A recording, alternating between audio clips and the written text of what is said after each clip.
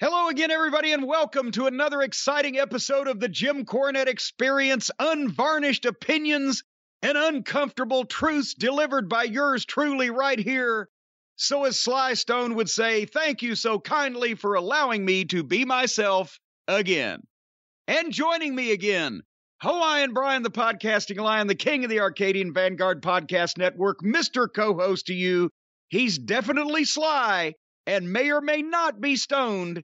The great Brian Last, everybody. Aloha, Jim. A pleasure to be here once again, but it would be a bigger pleasure if I was indeed stoned. Well, it would be a bigger pleasure if I was indeed sly. He had some fun. I'm just sitting here shivering.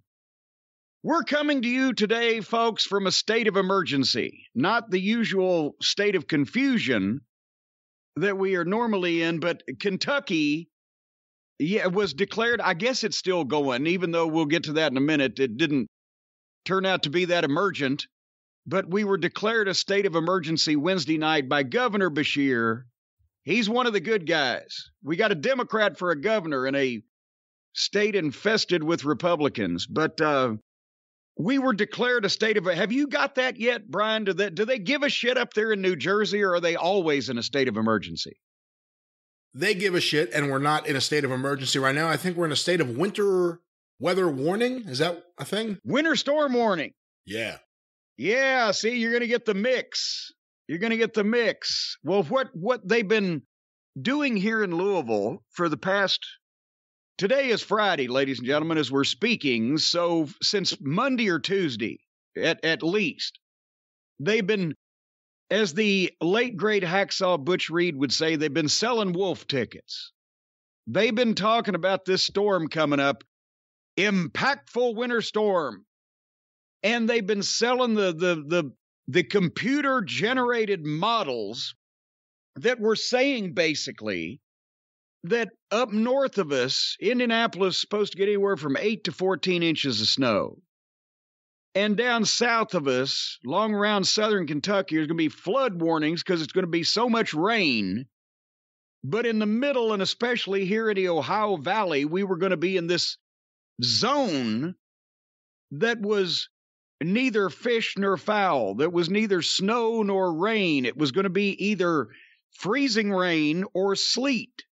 And as we all know from meteorological school, sleet is when the rain coming down freezes in the atmosphere into tiny pellets and drops solid, in which case it bounces around like a bunch of little marbles and eventually accumulates, and it's still ice, so it's very slick, but it doesn't stick to power lines and tree limbs and every goddamn surface like freezing rain does.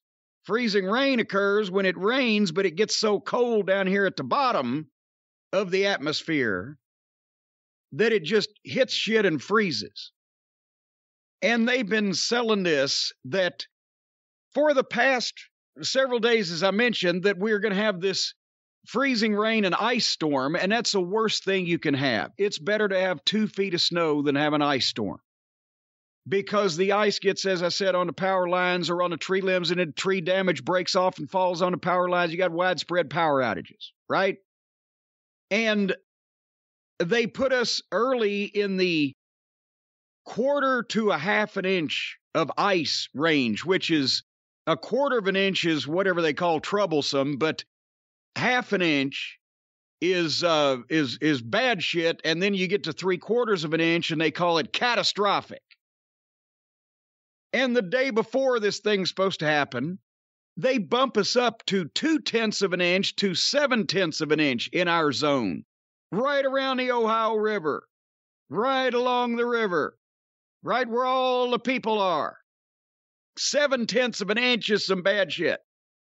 And the only good thing they can say about it was it's not like 2009. Because in 2009, we had the ridiculous fucking ice storm of all time, and the average across Kentucky was 1 inch to 2 inches of ice. And hundreds of thousands of people were out. We didn't have electricity here for a week. I was coming back from a TNA taping when the storm hit, and I was driving back from Florida, and had to stop overnight and then use the 4-wheel drive to get here the next day, where Stace, the power had gone out at the castle, and she was going to tough it out. This is before we had young Harley. And within a couple of hours, she was seeing her breath inside. So a friend of ours lived close enough, got before the roads got impossible for normal traffic, got her, and she stayed there until I could get back the next day with the 4-wheel drive and Black Beauty. And as all morning, as I'm trying to get back, we're trying to get a hotel somewhere because we got no power. And everybody in Louisville checked into a hotel. So we spent a week at the Embassy Suites in beautiful downtown Lexington, an hour away. What? A week in an Embassy Suites until the power came back. No, it was fucked. Trees were fucked. Power was fucked. Things were fucked. It was that much ice. Some people were down in Eastern Kentucky 2-3 weeks. Who knows how long they did. So anyway, they're selling these Wolf tickets on the TV. And I'm thinking, oh, shit, we just got finished almost being blown off the map with the tornadoes in December, and now we've got an ice storm. So I'm doing all the shit. I got a flashlight in every room, right? And we've got enough food, and I just made the Sprite Zero run. I could conserve. I could get back on the Fresca to elongate things, so we wouldn't have to go anywhere for a month for food. But what if we lose power? So like I said, I got a flashlight in every room.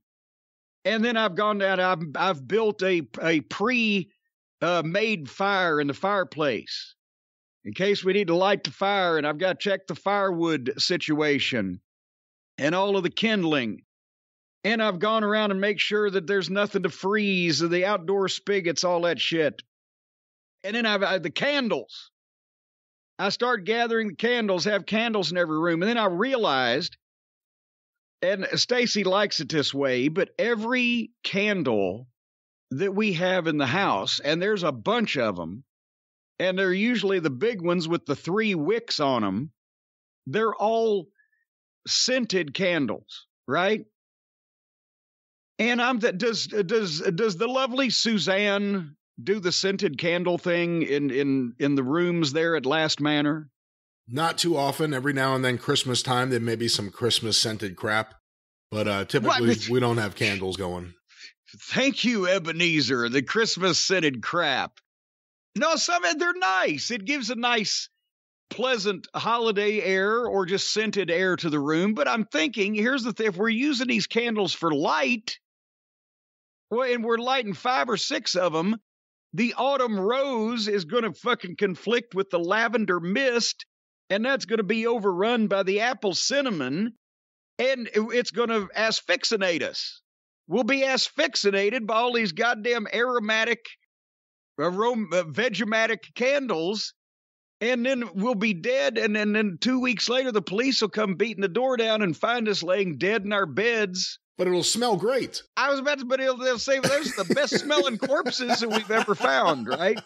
So I said, we're fucked on but I have also this super duper bright lantern that runs on battery power. It's fucking blinding bright. And I have a number of other light things, so we didn't have to light the candle. So I've got all this out.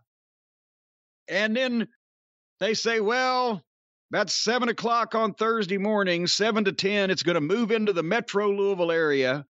And by the afternoon, things are going to be just treacherous, possibly impassable. And it's going to freeze, and it's going to blah, blah, blah. As soon as this low pressure moves through Louisville and drops the temperature from 33 and 34 to the just below freezing, the shit's on, right? So yesterday, all day, I'm cleaning out my filing cabinets in the office, and I've got a bunch of personal projects that I've been trying to finish before things get busy again, and I've been harried and frantic, but I'm keeping an eye on the news. How come you never put a generator in? It seems like something that'd be right down your alley. Because after 2009, that ice storm, we'd had no power for a week. We've had power outages, but they've been in terms of hours. I don't think it's ever even been overnight. Maybe it was the one time in 2014 it went out already dark and came back on by the next day. And with all the other stuff and then I've talked to the guy to run everything is to, between mid 5 figures. And then where am I going to put it outside without screws and blah, blah, blah. And I need to do the new garage. Long story short, I'm going down a rabbit hole. We haven't done it. I know you and your generators, but up there, you could be in the midst of a war between New Jersey and New York and have to subsist off the fat of the land. Well, we could lose power for a week. I mean, it happens. It happened to me when I lived on the beach. It happens to me out here in the woods. It takes very little for power just to be gone, and that generator kicks in after 25 seconds, and you don't have anything to worry about.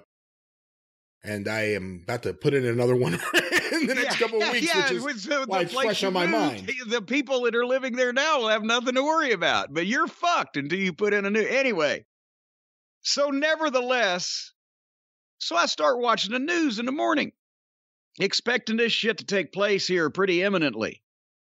And they keep saying, oh, yeah, as soon as the temperature drops below freezing, well, now they've pushed that back to, we think it'll happen around noon or 1. And, the freezing rain should come through between 1 and 3. Well, here's what happened. Southern Indiana up there, they did get a bunch of that, and they got some snow also, a couple of inches. But it nothing catastrophic, nothing that I haven't seen around here, nothing to cause me to pause and say, my God, I've never seen that in Sellersburg, right? Sellersburg, Indiana, Southern Indiana. I saw nothing from the live remotes or in Borden. Seymour got a little bit more snow. But when you go to Seymour, you generally see more snow. Anyway, and in down south of us, it was kind of shitty also, but all day it hovered, around the freezing mark here in the Louisville metropolitan area. And by the time that the sun went down and it started getting a little cooler, when we started getting a little freezing rain and some of the sleet, but by then there wasn't much time for it. So besides some really egregiously bent over evergreen trees around here. Of course, my one in the front, there's not much more can be done to it. But we didn't get hardly any of this icing that they were calling for. I don't even think there's 0.2 of an inch on most everything around here. Then it snowed another inch on top of that. But this is not in any way remarkable for the city of Louisville. But everybody did heed the stay off the road, stay in your homes. All the fucking news cameras of the rush hours it was a ghost town, and nobody came down my street this morning. Into about 11 o'clock, I saw one fucking guy in a pickup truck, and it's not hectic right now. So everybody just fuck it, we're gonna stay home, as they should have. But again, besides last night, I did have the cops out here again.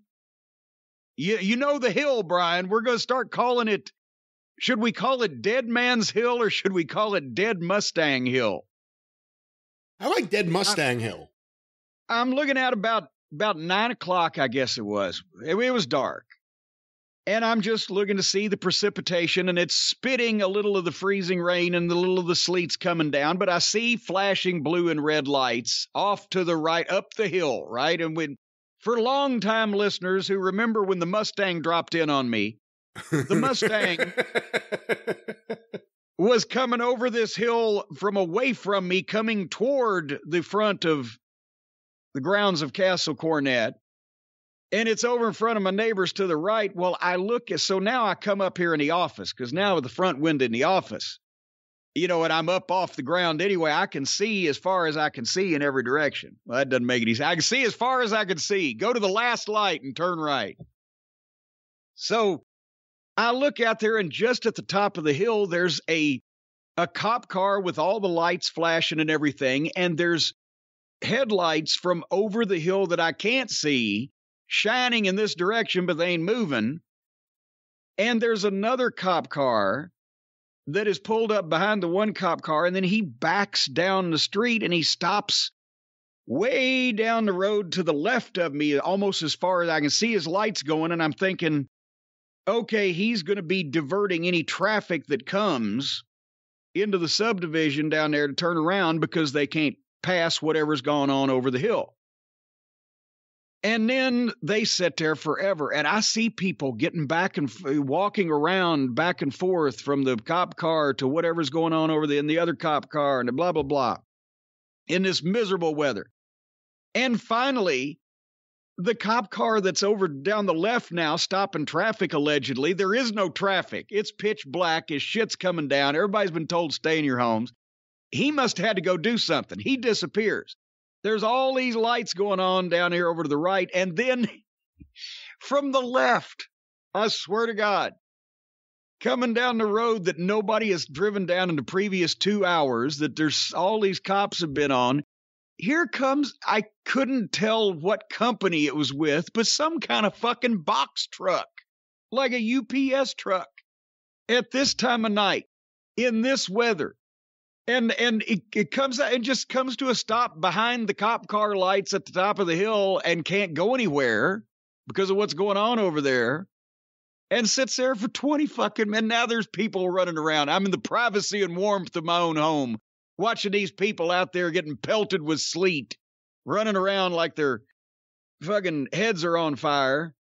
And finally, they just figured out a way for this guy to back into my neighbor's driveway and go the other way, and he was gone. And then the cop left, and I haven't been down there yet to go over the hill to see if somebody ran into a fucking tree, but I assume I'll see some type of damage down there next time I'm out that way. Do you wish the weather was better so you could have gone down there and yelled at people? Well, no, because I'm afraid it might have been the same cop, and then he'd think ill of me. I think that's what makes it great if it's the same cop, and the cop who said, "Are you the one yelling?"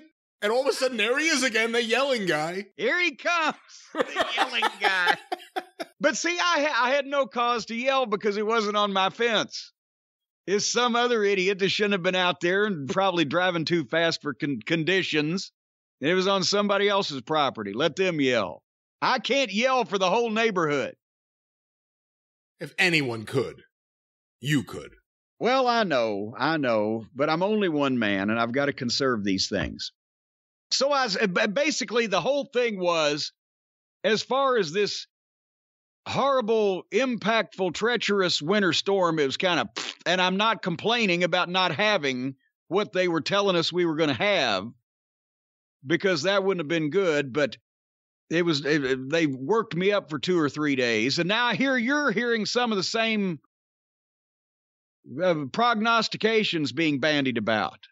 Yeah, we had schools canceled last night for... Hold on, my chair. Fuck, hold on. Wait, the new one? The new one. No, don't edit this. Don't edit this out, Jay Sharknado. Your new chair is squeaking. Yeah, what's going on here? I've come to the understanding that I may be a little aggressive with my chairs. That it may be sometimes when I come in the office, I'll jump in the chair or just... kind of kick the chair, or just things happen to this chair. Don't kick the baby. Wait a minute. After all this time, after Twitter accounts are made in support of your old squeaky chair that you threw out like a used Kleenex on the peep show booth floor of life, that now we find out it wasn't the chair's fault all along. It was you being physically abusive to your desk chair caused it to be in the sad state of condition that it was in.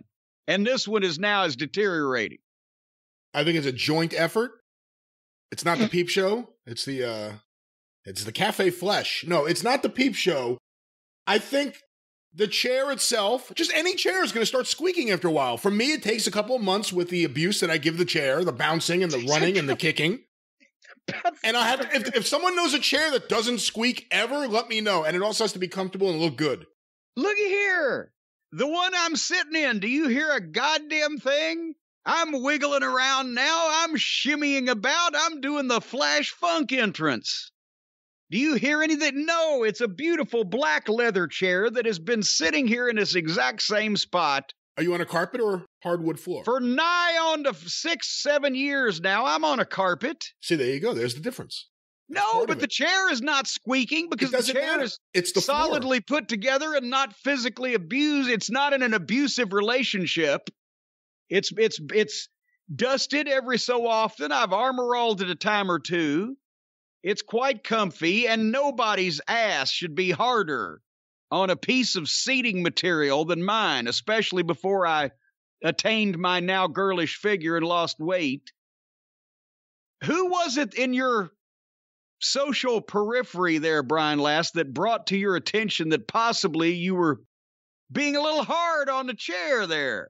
It may have been noticed here in the house, but let me just go back to what I was saying before.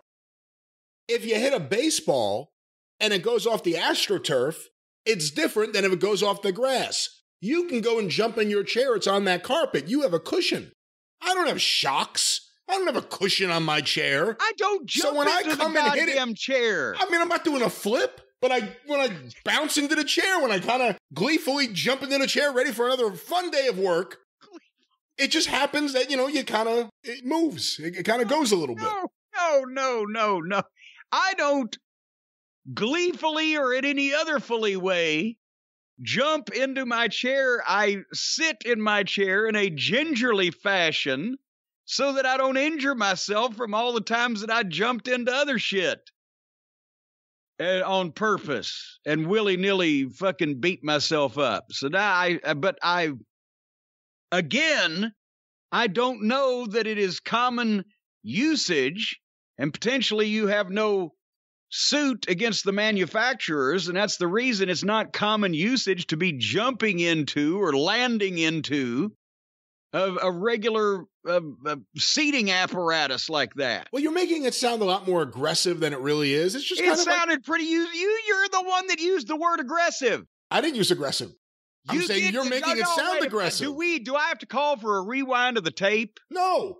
You were the first person to use the word aggressive. Because you just said, because I was trying to explain the way you were making it sound. Humming.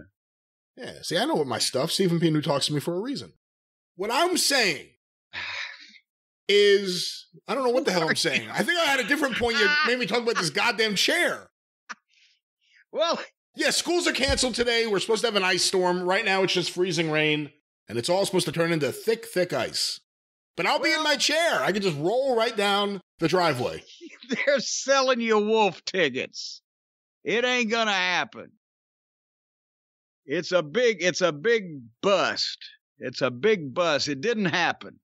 We stayed around freezing. I think this storm. Fuck, you ought to stand out there on the front porch of the new Last Manor and say, what is this winter storm's name? Landon. Fuck you, Landon. You're a big popcorn fart. I dare you to drop all that shit on me. That's what you ought to be doing. Neighbors down the way will be like, why does he hate Michael Landon? What's he yelling over there? I dare you, you son of a bitch. Fuck you, Landon. Yeah, fuck you.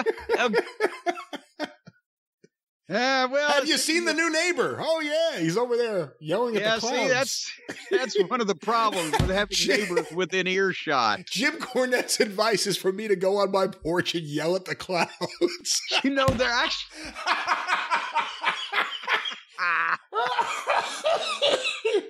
All right. We're having fun now.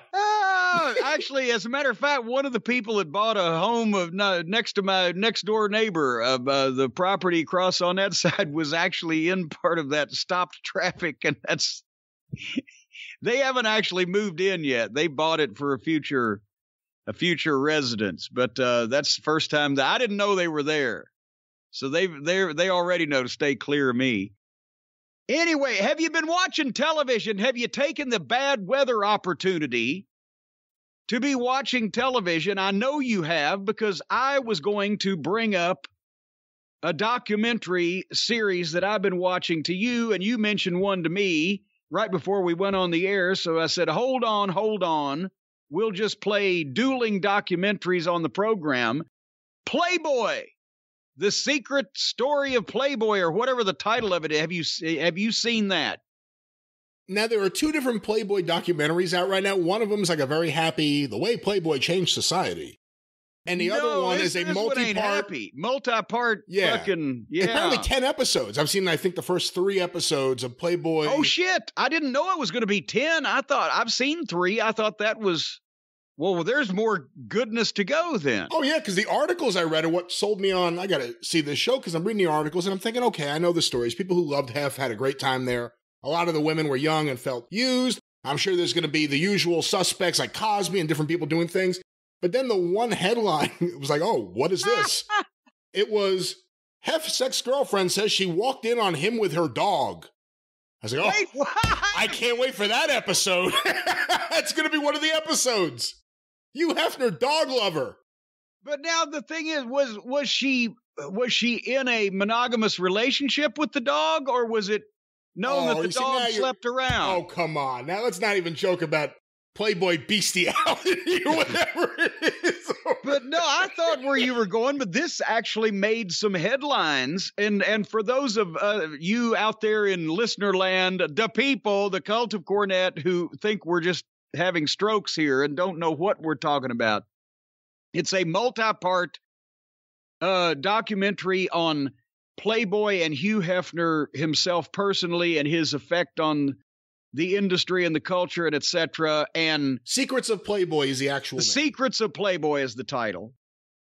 But the one that I just saw that made some headlines, at least on the interwebs, was Don Cornelius. Did you hear that story? Yeah, that was new. Don fucking Cornelius. And I mean, this was 50 years ago, so nobody's bothered to bring this one up in 50 years, but apparently Don Cornelius, regular at the Playboy Mansion, one of the celebrities, they're supposed to take care of the celebrities, takes a couple of the bunnies home who were sisters and holds them imprisoned in his mansion for like 3 days and does a variety of horrible and potentially prosecutable things to them. And then, am I getting this right? They somehow they got word to the bunny mother, come get the bunnies. The cleanup crew is what they call it, but the bunny mother was in charge of the bunnies, and they sent the cleanup crew, and nobody ever did anything, and he was back at the mansion the next week. And so now, posthumously, as they say, because I guess he's been dead for almost 10 years and apparently committed suicide because he was in such ill health he couldn't take it anymore. And I just saw something maybe a month or two ago, you know, they still do the Soul Train Awards. And they're interviewing people on, I don't know if it was a red carpet or what it was. They're saying, yeah, we're just continuing the tradition of Don Cornelius.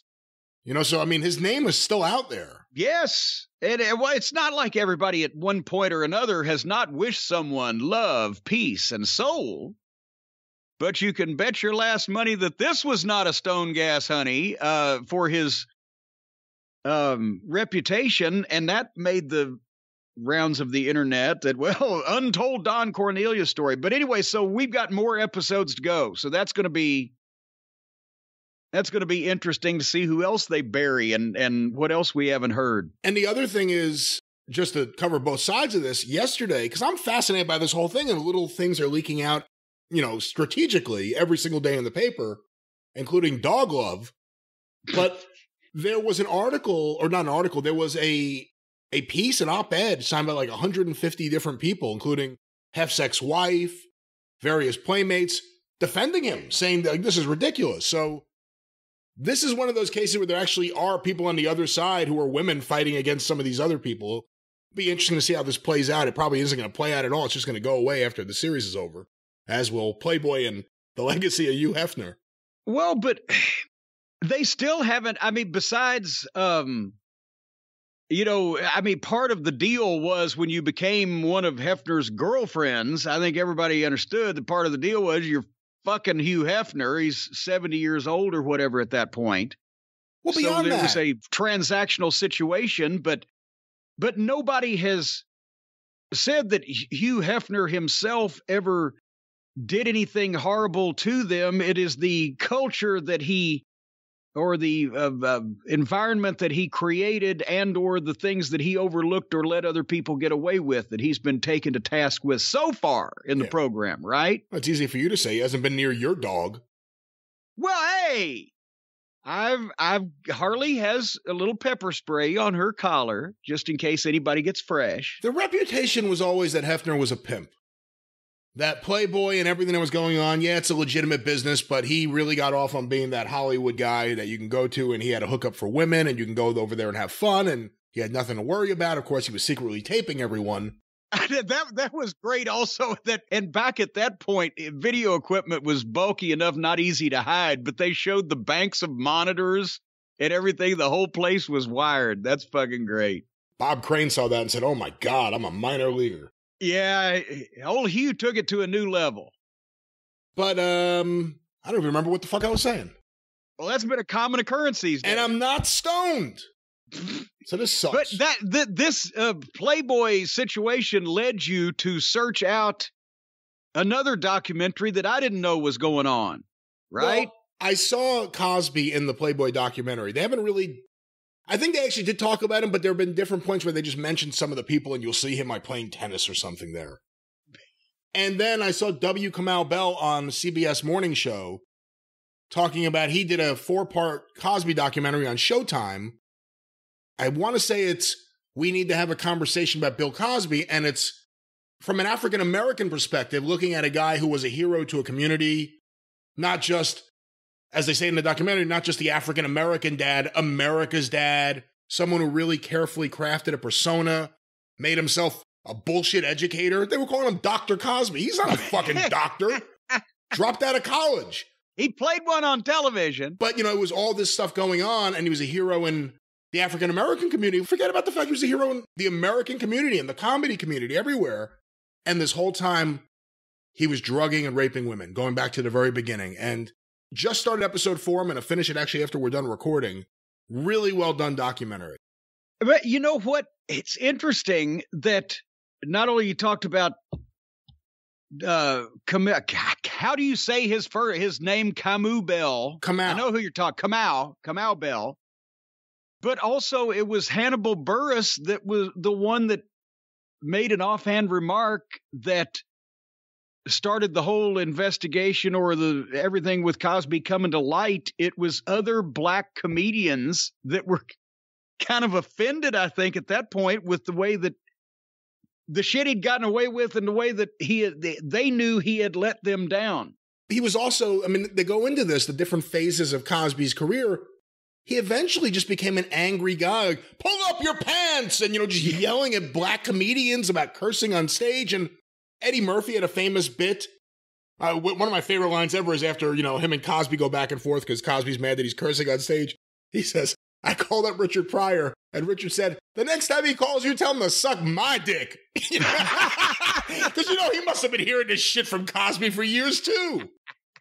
But Cosby has a reputation going back years of kind of lecturing black comedians on how they should be doing things. And this whole time he's raping and drugging women. So it's a crazy look at a guy when you start seeing it and you start seeing the moves after I Spy to children's television, to Fat Albert, the Cosby Show. He carefully crafted a persona for himself while all this was going on. And then it's really interesting. I don't want to ruin anything. You should check it out. You know, maybe Cody Rhodes ought to hire him to carefully craft a persona. That might help, at least watching the stuff. Unfortunately, yeah. Let's not make any jokes about drugs with Bill Cosby. Well, okay, there you go. Well, nevertheless, a slip of the tongue. Somebody needs to help craft somebody a persona over there. There won't be any slips of the tongue, though, this weekend, Brian. You know what this weekend is? It's the weekend before St. Valentine's Day, which means it's the St. Valentine's Day Massa Cameos. On sale on Sunday, February 6th at noon Eastern Time. As we've mentioned, give your sweetie a kissin' or a cussin' from Jim Cornette on a personalized video message for Valentine's Day. Hey, if you either want to propose marriage or propose a divorce, I'll do either one. Just tell me which way you want to go with this thing. If you want them devoted to you for the rest of your life, I'll work on that. If you want to run them off immediately, I can probably accomplish that even quicker.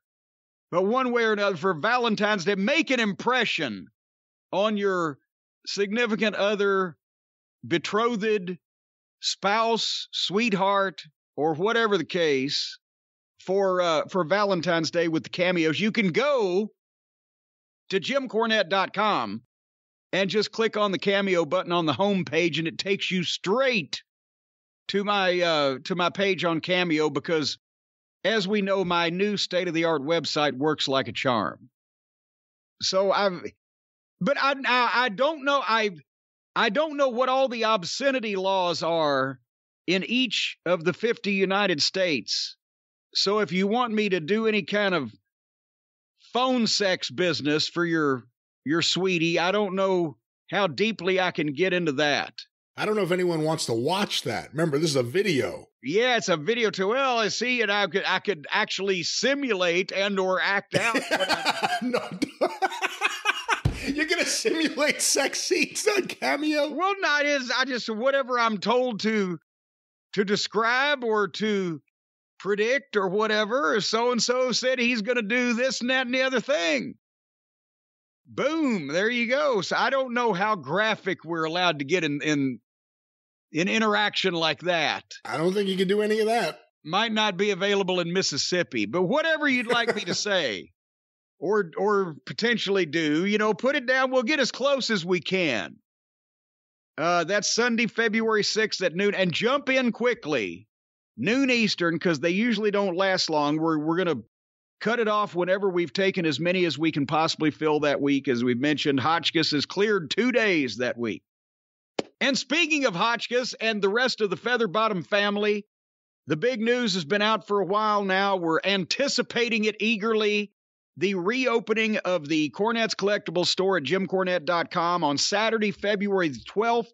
T-shirts, all your favorite T-shirts in sizes small through 5X. Autographed DVDs, autographed pictures, Cult of Cornette membership certificates, signed copies of Behind the Curtain, the fantastic graphic novel.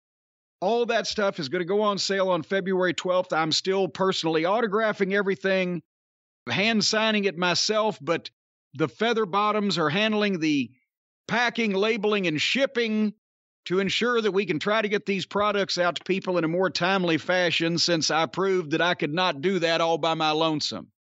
And if you've been waiting for the chance to get these, I feel so bad when we put the action figures on sale every time and it blows everything up. The people that just want a shirt, they got to wait 6 months for it to order a shirt, and then they got to wait however long to get it. We're tightening that shit up. It's what we're doing. I had to take my shirts off sale for now. Why? Too many orders. It was just so much to deal with. I figured I'm going to take a break. You didn't make a deal with the Featherbottoms? You told me I wasn't allowed to speak to the Featherbottoms without going through you. Well, that was just until your profile was viewed by the parole officer. It was for your own benefit. And we didn't mention anything on your profile about Suzanne's, nevertheless.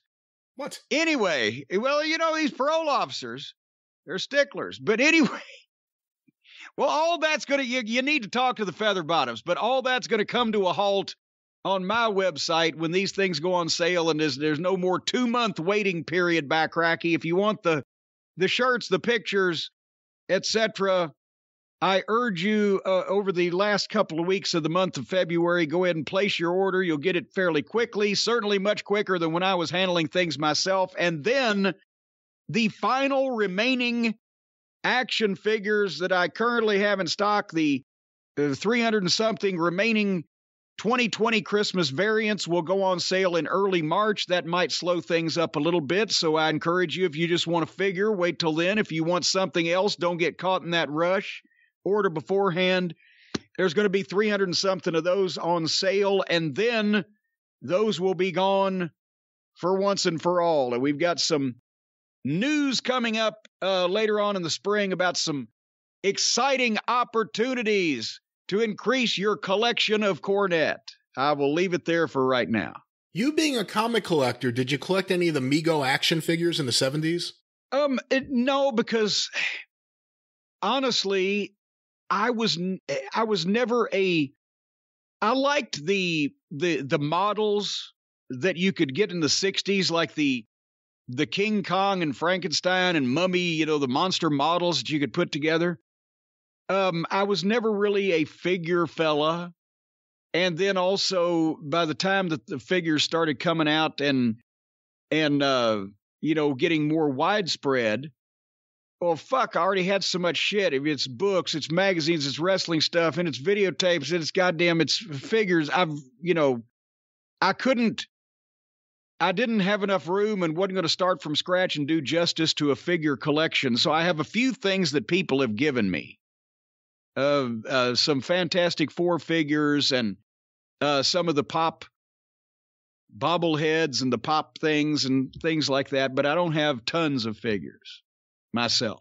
If Crockett had done a figure deal in the 80s, do you think he would have ended up buying everyone's stuff and collecting it, or would you have just gotten the stuff of you in the Midnight Express? Well, I would have got me in the Midnight, and I would have got, like Rock and Roll and Flair, probably Dusty. I don't know if I would have gone as deep as, Shaska Whatley and the Barbarian. I'm not sure. Yeah, I don't know if the toy company would have either. Well, so we would have seen what decisions we had to make when we saw what was available. You know how much money you would have made from fans who hated you buying your figures so you could see them rip the head off at ringside, and then they'd have to go and buy another one to bring it back and do that again the next time?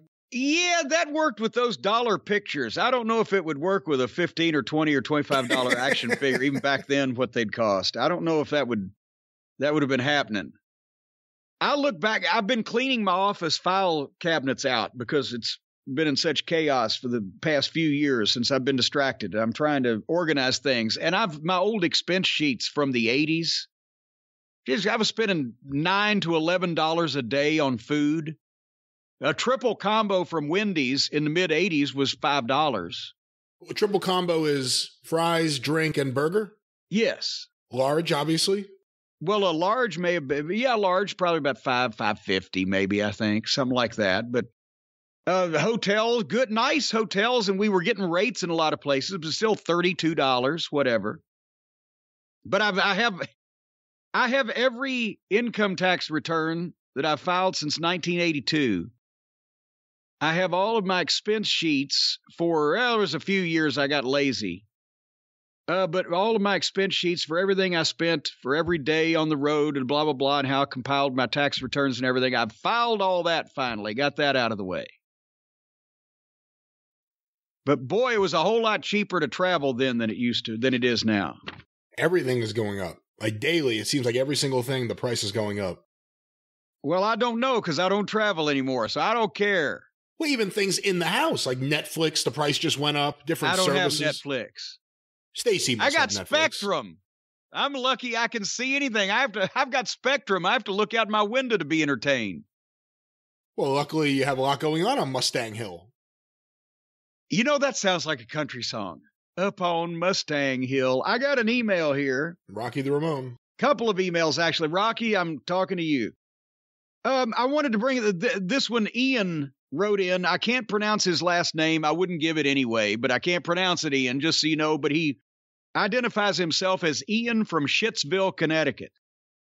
And Dear Jim and the great Mr. Last, my year has been filled with trials and tribulations as much of the world has. I just want to thank you for the laughs along the way.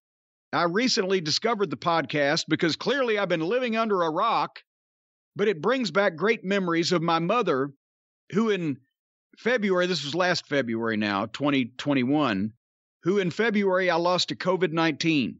She was a big fan of Jim, and that definitely brushed off on me. My mother would always pop when Jim was on TV shooting his mouth off, the way only corny can, much to the chagrin of my father, who absolutely could not stand you, and to this day busts my balls for being a Cornette guy. Please keep the laughs coming so I can keep pushing forward with my day. From Ian from Shittsville. Thank you, Ian, and we're sorry to hear about your mom, but at least maybe you still got time to convert your dad. He could still see my more charming qualities. What do you think, Brian? I think leave his dad alone. He's come to a conclusion about you, and maybe he's not wrong. Next email from Jeremy. Bagley? No, not jacked up Jeremy, from Jeremy. And by the way, he addresses you also, but since by the time I finish reading this email, you might still not be the co-host of this show, I'll just, he says, hola, Senor Cornette. See, that's how in Spanish you say hello is hola, right? Hola. Hola, Senor Cornette. I have spent years suckling at the teat of your vast knowledge and finally heard my chance to return the favor. And Brian, I must preface this email by saying, Brian, as you know, we've been talking here the last few weeks. It's come up. I'm not sure how it originated. I believe I mentioned I was monitoring Harley, but about poop and poop color. And well, not only is the question why is my often comes up poop green or poop of a certain color and shade, consistency, taste, smell, whatever. But also I mentioned that I monitor Harley's poop fairly regularly just to make sure that the little baby is doing okay and is healthy, right? Well, Jeremy goes on, during the experience, you mentioned green and black stools. As a nurse, we are trained to monitor patients' bowels using the acronym COCA, C-O-C-A, which stands for color, odor, consistency, and amount. I would have thought it would be COCAT. You'd have color, odor, consistency, amount, and taste, right? But anyway, COCA. Much like you monitoring Harley's poops, it is important for people to check their stools as well. Green stool is often caused by blue, green, or purple food colorings. We mentioned that with, my cake situation. It is also common when bile is not completely incorporated in the poo as normal. It is often seen more with loose stools. That's the green. Black stools can be much more concerning. It can be seen if someone has used Pepto-Bismol, which can also temporarily turn one's tongue black. Now, that's a frightening thought. Or if one has been given activated charcoal, such as when the stomach is pumped. Or at a cookout, afternoon, backyard cookouts, when some of the kids can't get to the watermelon, so they start chewing on the charcoal. Brian, you've experienced that in the past when you were a kid, right? No. No. Never had a cookout in the backyard? Chewing on charcoal? Well, no, eating it. Anyway, that's what the kids used to do when I was a kid. Anyway, black stool, Jeremy continues, is far more scary if accompanied by a tarry consistency and or a strong foul odor, as it can be a sign of gastrointestinal bleeding, usually in the upper portion of the digestive system, which is the esophagus, the stomach, or the duodenum. And Jeremy closes by saying, I hope I've been able to teach some shit today. Thank you, and have a wonderful day.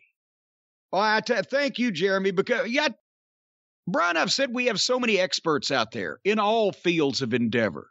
We got musical geniuses, we have medical experts, legal experts. The cult is wide, varied, and incredibly educated. Are they not? Well, like you said, some are, and some aren't. Well, that sounds like a fucking full-throated endorsement of our friends. We have some incredibly talented and incredibly intelligent people who listen to the show, and there are also some people who are really dumb. But they only listen because they're trying to smarten themselves up. They're trying to get smarter. All right. You just sound a little cranky today, there, pal. It's not me. It's the chair. It's not me. It's the chair. I didn't say creaky. I said cranky. Making sideways comments at me doing all this stuff. Well, I tell you, the reason why that came up, as I mentioned, is because of our fine sponsor, one of our fine sponsors, the people at IOLO, who have asked that question and made it an internet sensation, actually, because they they have mentioned that if you type into your computer, "why is my" into the Google machine, one of the first autocomplete options is "computer so slow." And of course, other things have to do with the color of your poop, or I think one of throbbing anus. Why is my anus throbbing? You know, why is my wife threatening to leave me? Things like that come up. But often, why is my computer so slow comes up. And the answer to that is because your computer is constantly being slowed down by unwanted apps. We've mentioned the tracking apps that follow you, not only around the web, but if you're out in the forest and you're just walking around enjoying nature, one of these tracking apps can find you and follow you. They can, if they don't have your scent, they can look at the ground and see how deep your footprints are, and they can still track you. I don't think that's how it works. And then viruses. You get viruses. Well, if you're sick, you can't use your computer as well, and that makes it slower too. And then there's the malware. Malware, CocoWare's cousin, is the most no-good, disgusting son of a bitch that ever walked the face of this earth. I'll tell you what. And if he gets a hold of your computer, it's ruined. Social sites and criminals alike are cashing in on personal data that they collect from you. I'm not trying to scare you here, but there's people right now outside your house going through your garbage. But there are simple steps that you can take, folks, to protect your privacy and identity while making your computer run faster. How in the French fried titty fuck are those things related, you ask? That's the same thing I asked. Well, these people will tell you. The people at IOLO, IOLO.com. Because what you can do when IOLO tells you how to do it and allows you to do it is speed up, secure, and simplify your digital life with IOLO's all-in-one Windows optimization, antivirus, and online privacy software suite called System Mechanic Ultimate Defense. When you get on the SMUD, folks, all that stuff that I just talked about is taken care of. You don't have to do it if you've got multiple PCs at home, and if you've got the tablets and the smart TVs. You don't want to fuck with all that shit, because who knows how to work that stuff? Apparently, the people at IOLO do, because SMUD comes with a tech support plan that covers all of your internet-connected devices. So whenever you have a tech issue, let's say you got an issue with one of their techs, you make one phone call, and you say, "Hey, IOLO people, I got an issue with one of your techs. His name is Roger. Keeps coming to my house at late hours, knocking on the front door." No, none of their techs are going to come to your house at night. No. Oh, no, this is not when you have an issue with a tech. This is when you have a tech issue. And then the tech will come out and you make a phone call, and tech will have, or IOLO will have their tech fix your issue. But you don't have to have an issue with the tech. And that's good for any time of the day or night. So these people apparently never sleep. I don't think this is how any of this works. Well, you're going to have to find out by getting SMUD. If you're concerned about your online footprint, or for that matter, any of your fingerprints that you've left laying around your ex-wife's house. Also, if you're concerned about your computer vulnerabilities, you can get 24/7 live tech support located right here in the USA. Spotsylvania, I believe is where Spotsylvania, Virginia is where it's located. You should try System Mechanic for anybody concerned about your computer's productivity, online footprint, or security, because not all PC optimization software, Brian, is created equal. Did you know that? I know that since we've been hearing about that from our friends at IOLO. Yes, because of SMUD. It's the equal of everything. It's unequal to most. You'll never find the equal of this shit, I'll tell you that. It's great software which combines a lot of features all in one place. And it's a place where you can find it. They have an all-in-one PC toolkit. Hammers, chisels, screwdrivers, a skill saw, and actually there's what they call a burglar bar. You can break into anything in that toolkit. What? No, it's a PC toolkit. They have different tools, don't they? Yes. I'm sorry. I thought it was, I was thinking back to my old burglar days. Anyway, folks, it maximizes processor power, unleashes internet speed, increases drive speed, and protects against a multitude of ills. That's the SMUD system from IOLO. IOLO.com. If you go to IOLO.com and use the code JIM, you can save 60% on the System Mechanic Ultimate Defense SMUD. You're getting SMUD for 40% of the normal price, folks, and 30 days of live tech support for free. They don't even pay these people.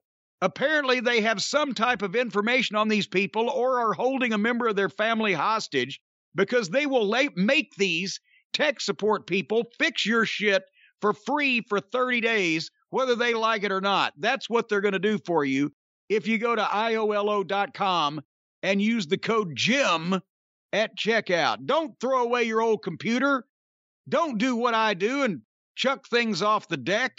Improve your speed and accuracy and security and prevent these people from tracking your behavior online. We won't even go into your behavior online, folks. IOLO.com. Use the code JIM. With SMUD. All right. Well, I guess this shitty wrestling isn't going to knock itself, is it? We're going to have to do this job that we're tasked with doing every week of talking about what's gone on in the world of pro wrestling this past week. And we've got to lead with the most preposterous. Remember, I admit, whenever I'm wrong, I admit it. Remember when I said, well, Vince is hiring Bruce Pritchard.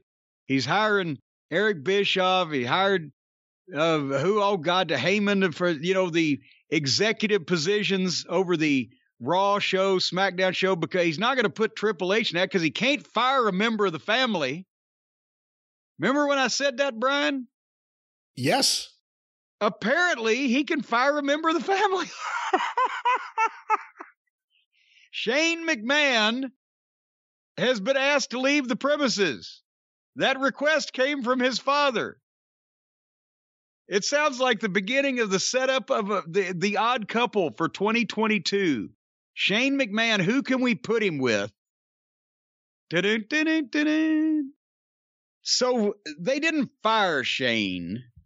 It makes a sexier headline, saucier sounding situation. He wasn't fired. They just dropped the ideas that they had for him going forward because he made such an impression on everybody with his contributions to the Royal Rumble. Is this that's more in line with what actually happened? They just say, this probably wasn't a good idea and we're not going to continue with it.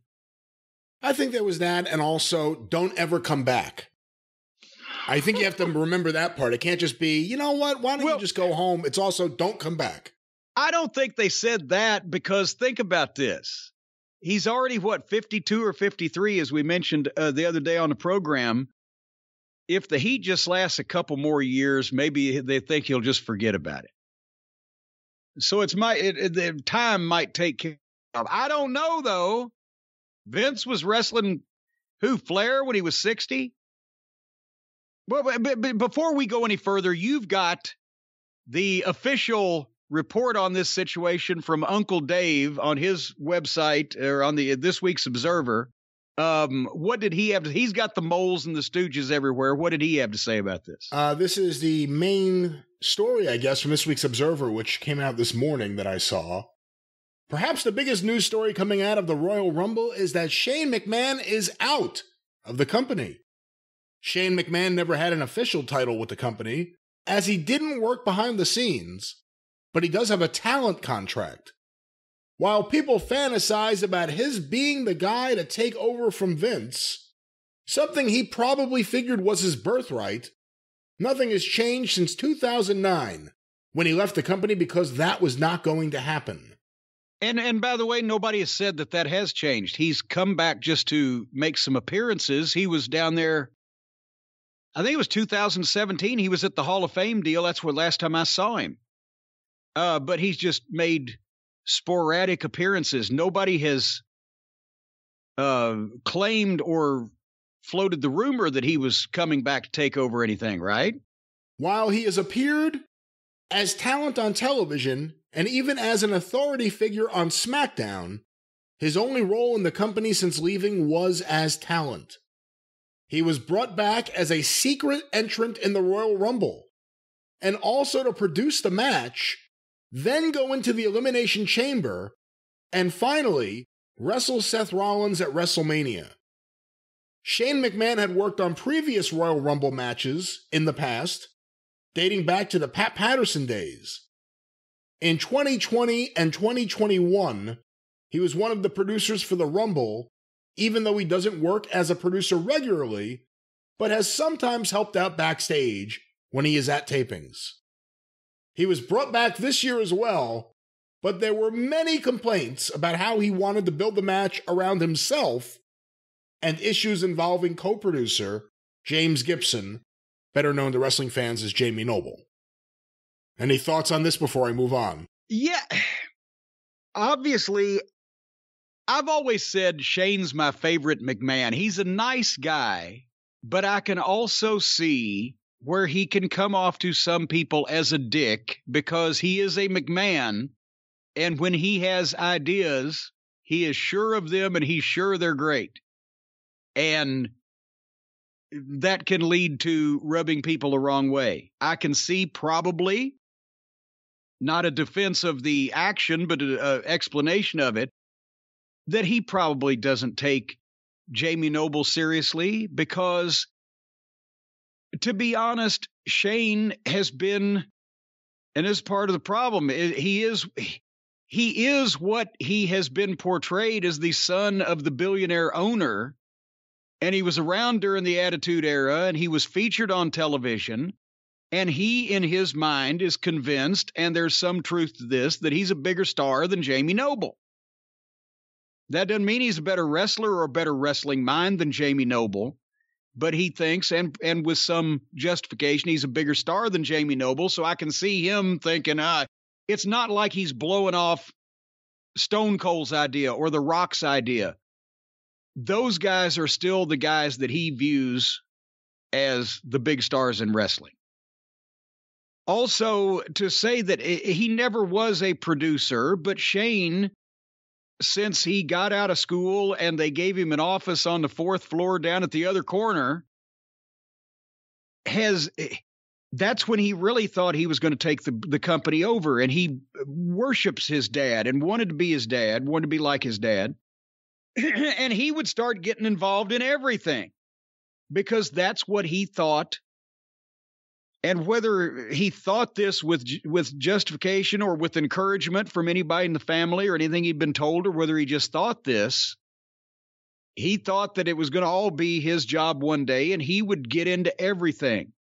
And it was the point where, you know, if you were safe, if you heard his basketball dribbling, because Shane's got so much energy and always have, he would sit at his desk in the office on the phone with one hand dribbling a basketball next to his desk with the other hand. And everybody knew if you heard the ball dribbling, he was in his office doing something else. But if you heard the ball stop dribbling, he was walking down the hall to come into your office to interject himself into something else that was going on.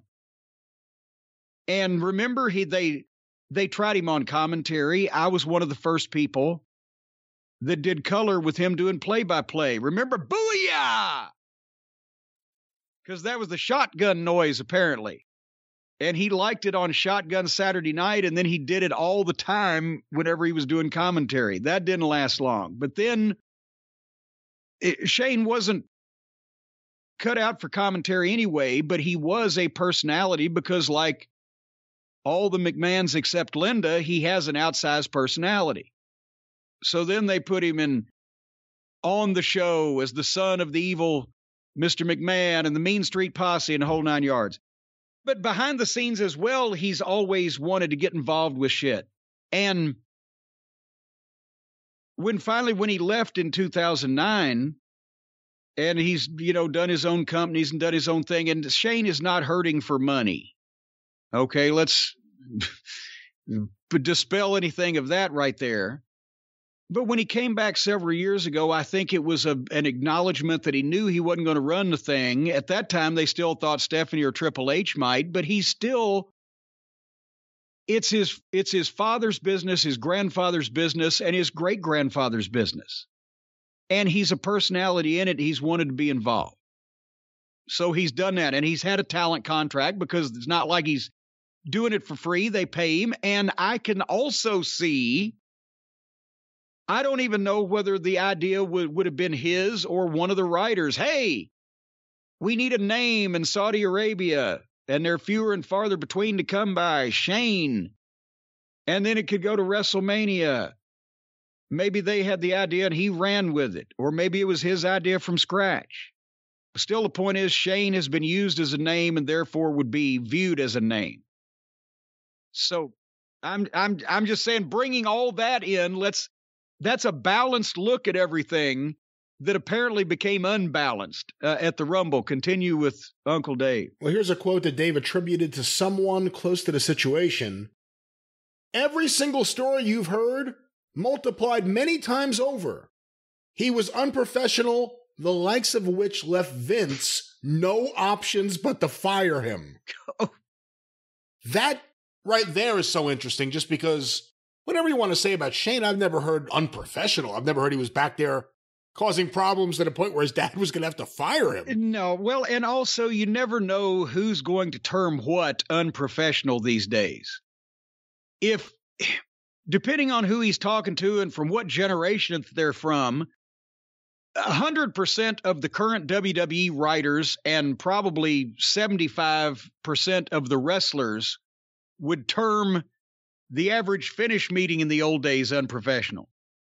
So I don't know I've never known, as you said, Shane to be like, well, God damn it, we got to do it this way. What are the fire now? Well, here we have a little bit more about this now that I look Okay. Here. Others noted that he wanted to build the ending of the match around himself and be a featured player in the match. He was visibly very unhappy when his match ideas were shot down by his father and was not professional with Gibson and talked down to people.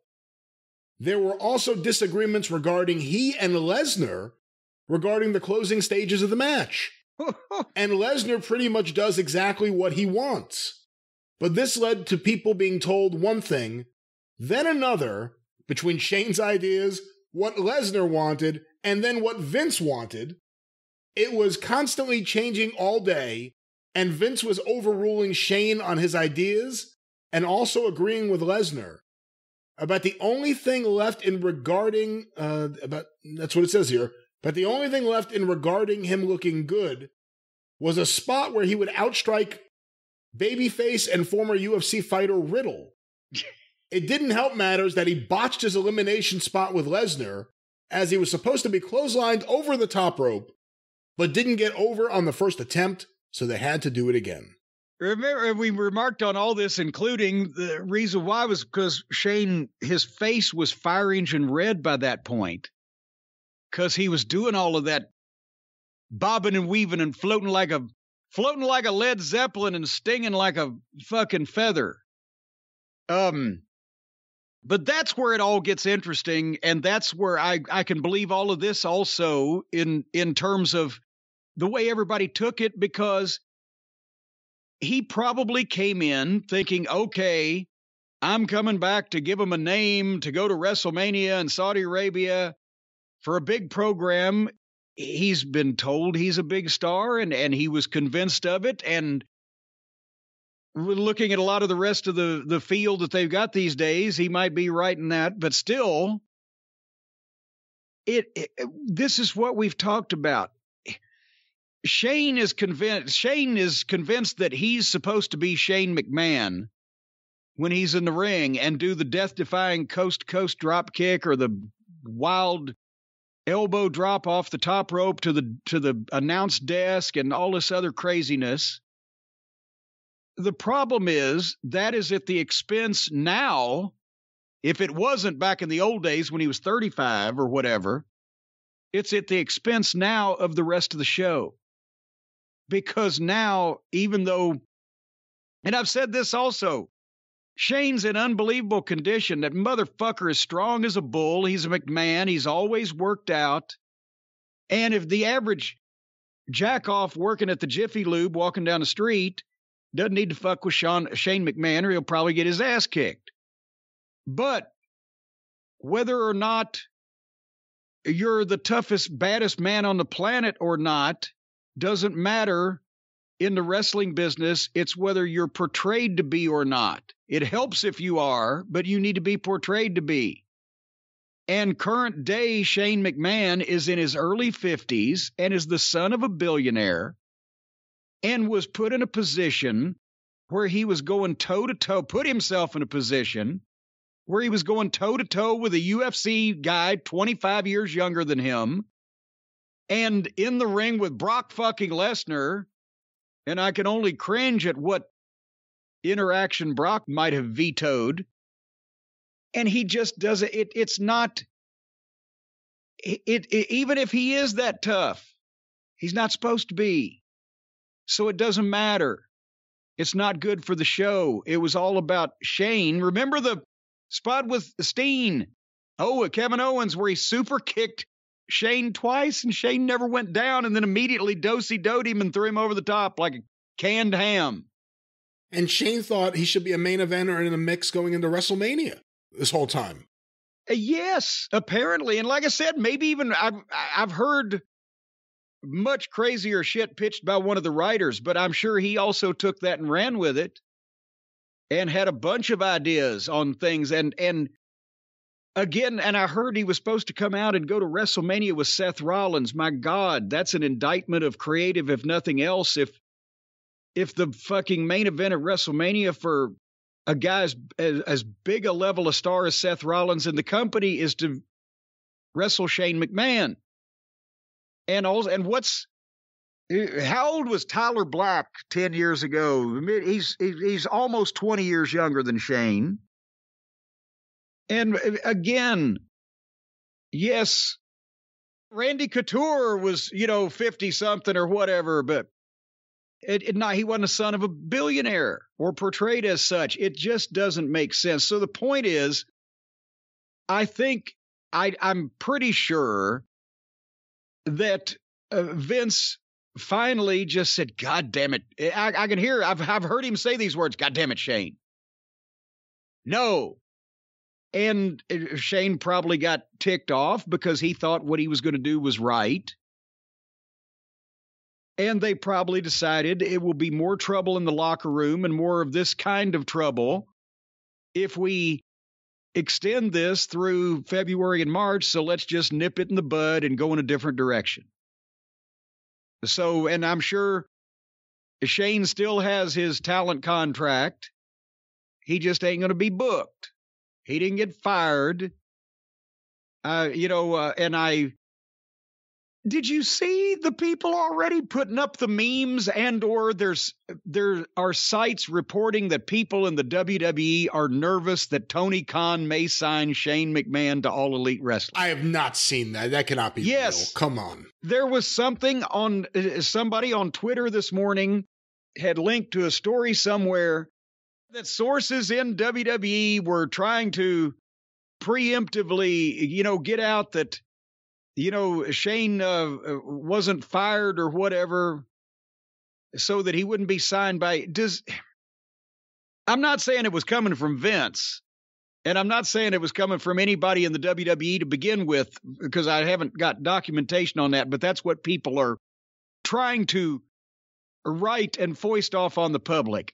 Just because Vince didn't agree with Shane's vision for the Royal Rumble doesn't mean that if all the other things that's happened in their lives, when Shane actually did leave the company one time before and go out and do his own thing, they still got together at Christmas.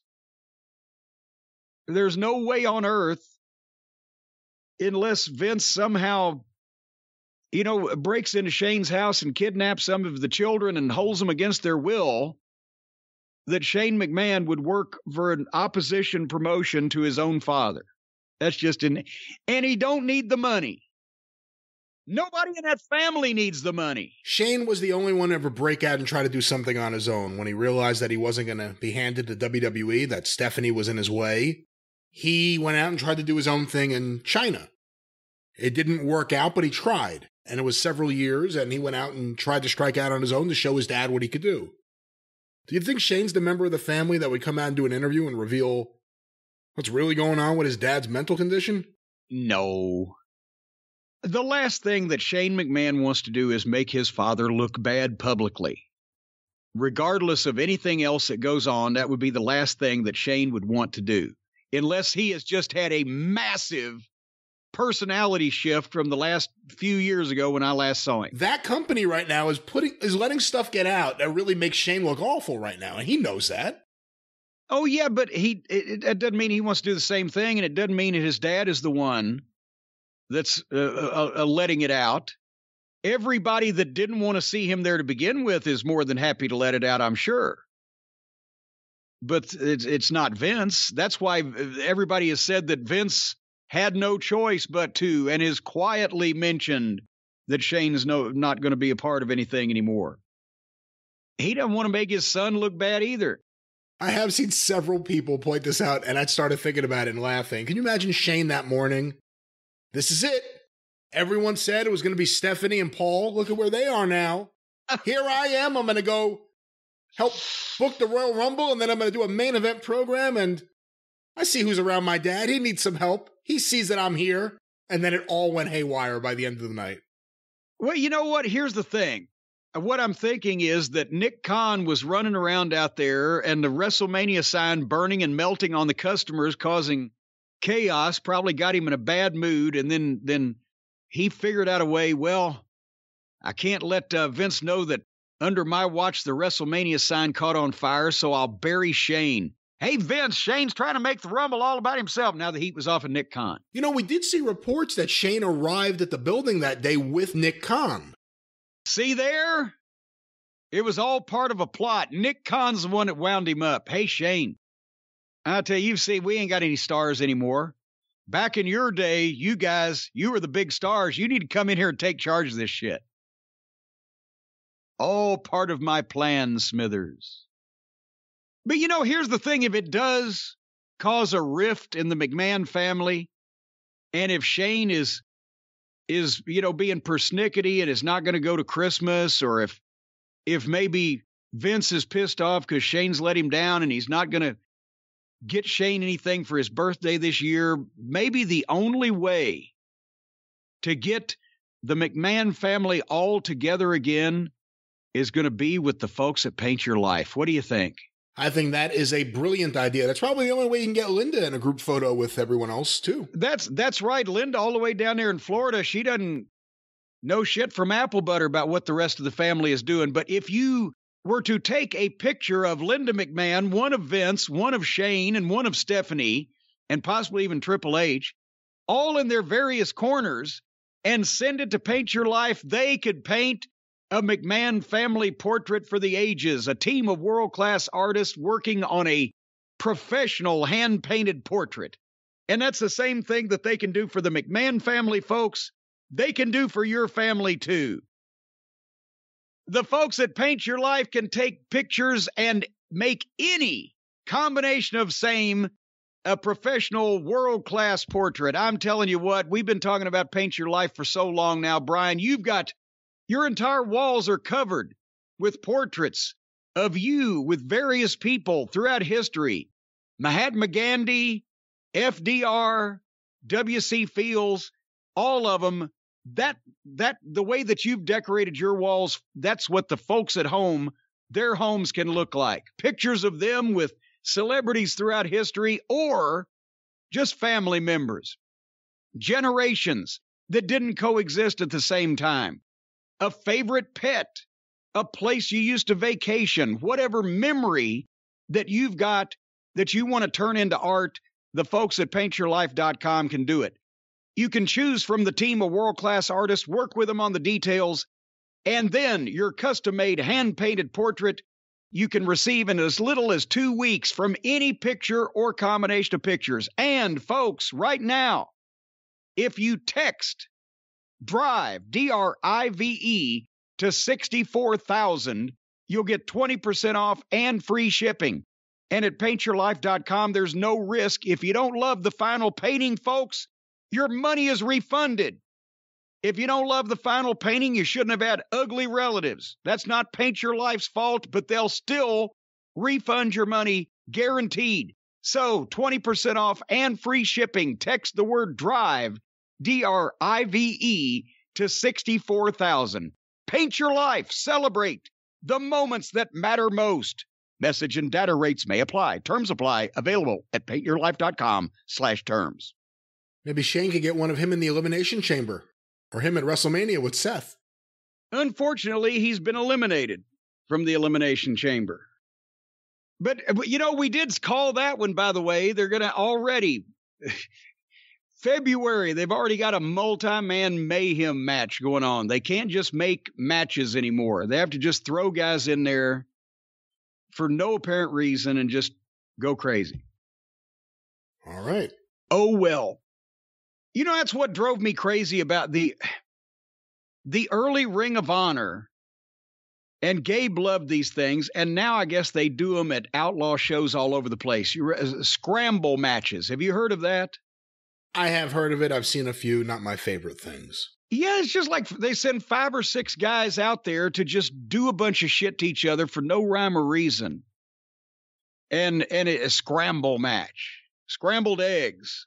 That's what we used to call it. But anyway, would you like, Brian, to cover, since we're already on kind of a WWE flavor here, would you like to go over this past week's WWE offerings on television? Oh, we could. I didn't watch any of it. You bastard. How long are you going to milk this moving thing? Okay, I will start going through WWE TV for the next week of shows. All right. I'm going to regret this right away. I know. Don't worry, you didn't miss much. And I'm not going to go into a lot of detail. But this past week's Raw was the Raw after the Rumble. A lot of alliteration there. So I had to recap the Raw after the Rumble to review the response. And there's one thing we forgot to mention in the Rumble recap. And I'd mentioned that I said after the New Year's Day pay-per-view, well, they ought to, change this thing up a little bit and screw Brock out of the title, then have him in the Rumble and have him win the Rumble so we can get back with him and Reigns, which is what they did. And somebody brought up, and I was going to mention this, but I forgot we got on a tangent. Imagine that. There was no reason on how Brock got into the Rumble. And it could have been easy. I know they had to be a surprise. They couldn't make an announcement or have someone on screen validate it. They wanted the pop, but couldn't it have been as simple as at the start of the night saying, well, one of our competitors in the Rumble has not passed the medical protocol, so we're going to be naming an alternate from our pool of alternates in the back. That's it. And then if they had to, they could name the alternate a little later on, and then Brock could come out dragging his lifeless body, whatever. But they could have covered that, but it wasn't a major deal, but he just showed up, right? But anyway, on the Raw after the Rumble, Lashley and MVP were out first, and Lashley's suit was incredible. He and MVP know how to come out and look like celebrities. And that's refreshing to see. They look like they got some money, right? Which they're supposed to, because they're fucking celebrities. They're sports stars. And MVP was hot about Lashley having to defend the title because they've already announced the Elimination Chamber. So now he's got to fight 5 other guys, blah, blah, blah. We don't know who they are yet. Some are going to qualify later tonight. But anyway, so MVP gives Adam Pearce all kinds of shit about how they're treating Lashley. And then Bobby did one of his better promos. I've mentioned that he just doesn't have the in his voice, right, to really be pissed like you would think a guy that looks like that would sound pissed. But he did one of his better promos, and he was talking about how much better he was than Brock. And he started getting on the fans. And when he started feeling that, it started coming out a little better. Then here comes Brock. And have you noticed when Brock was a rookie, all of us said, my God, he looks just like Dick the Bruiser from the 1950s, right? Well, 20 years later, he now looks like Dick the Bruiser from the 1970s. And I'm wondering if he has that 1980s Bruiser. Is he going to get a perm? Oh, God. When at one point, Bruiser always had the big wide chest. But then the mud flaps on the side of his chest were approaching that of Abdullah the Butcher toward the end there. Anyway, in this promo, I've questioned before Brock having to do his own talking. And in this, it worked. Because he is naturally kind of a smart-ass, obnoxious fucker. And it works for him being a babyface in this position because he's being a smart-ass to a heel. He does sometimes ramble or back up and take a while to get to his point because he's not, used to the public speaking as much as some people. But this one wasn't bad. He said since he won the Rumble, Lashley doesn't have to worry because he's going to pick Roman Reigns to challenge. But it's going to be a title versus title match because he wants to beat Bobby Lashley for the title first. And of course, we can do it right now, right here in Swaziland, wherever they were. And of course, MVP then declined for Lashley. So now I'm wondering, since it seems like they did at least have tentative other plans for Seth Rollins if he was going to be involved with Shane, if they're not going to fucking have Brock win this thing in the Elimination Chamber so it can still be title versus title at WrestleMania. But I don't know how the fuck that. Doesn't Lashley and Rollins call for a rematch just on the basis of how fucking bleh the Lashley and was? Rollins. When they just had the goddamn Lashley and Lesnar or Rollins and Reigns? Let me try that again. They were going to tie. See, this is so fucking confusing. Who's the baby face and who's the heels and who's mad at who? If Rollins was involved with Shane, does that mean that Rollins and Reigns are not going to be? They just had that finish, blah, and then Reigns beat the shit out of Rollins with the chair, but shouldn't he be in line to come back and do something to somebody? I don't fucking know. It's starting to get confusing. But Brock called Lashley chicken shit, and they bleeped it out, so it actually got over. They say shit and ass and apparently fuck on AEW, and nobody gives a shit. But, when you hear chicken shit on this show get bleeped out, it's like, ooh. So anyway, Pierce put Brock in the Elimination Chamber as one of the 5 challengers to Bobby Lashley to see who's going to be the champion of the one show to go to WrestleMania to fight blah, blah, blah. Right? That's where we are so far. The match at WrestleMania, Lesnar and Reigns, you think it should be title versus title? Well, that's what I said all along was the good part about Brock coming out of the January 1st pay-per-view with the title was it should be title versus if WrestleMania should be the biggest match, the main event should be the biggest match you can put together. And the biggest match that you can put together at this point, apparently, is Roman Reigns and Brock Lesnar. And if it's for both of the titles, then that would make it the most important stipulation that you could put on the biggest match you can make.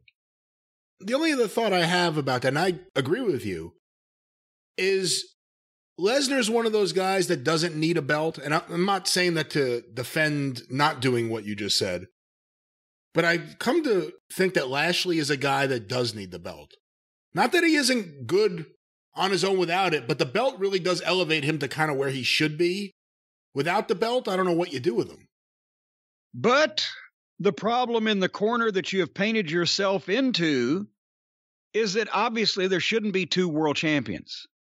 Because that's just stupid. Absolutely. And secondly, with it, I'm not saying that Brock needs to have the title for the rest of his life or that Lashley can never have it again, but the idea that he's won it and then lost it and then has a chance to win it back but doesn't win it back but then goes to WrestleMania to fight for the other title, it's again getting confusing and sloppy. And they've booked themselves in this situation where they're trying now not to make anybody look bad. But in the process, somehow everybody looks some kind of bad when you're trying not to make anybody look bad. If you said it already, I apologize for missing it. Did Lesnar say anything at all about Heyman? I don't think he mentioned him. Because before the Royal Rumble and everything, obviously Heyman turned on him, causing him to lose the match. We'll find out about that later on. I don't remember if he said anything about him or not. I don't think he did because he wasn't involved, because they're crossing over all kinds of programs and angles with having to keep all these people interconnected.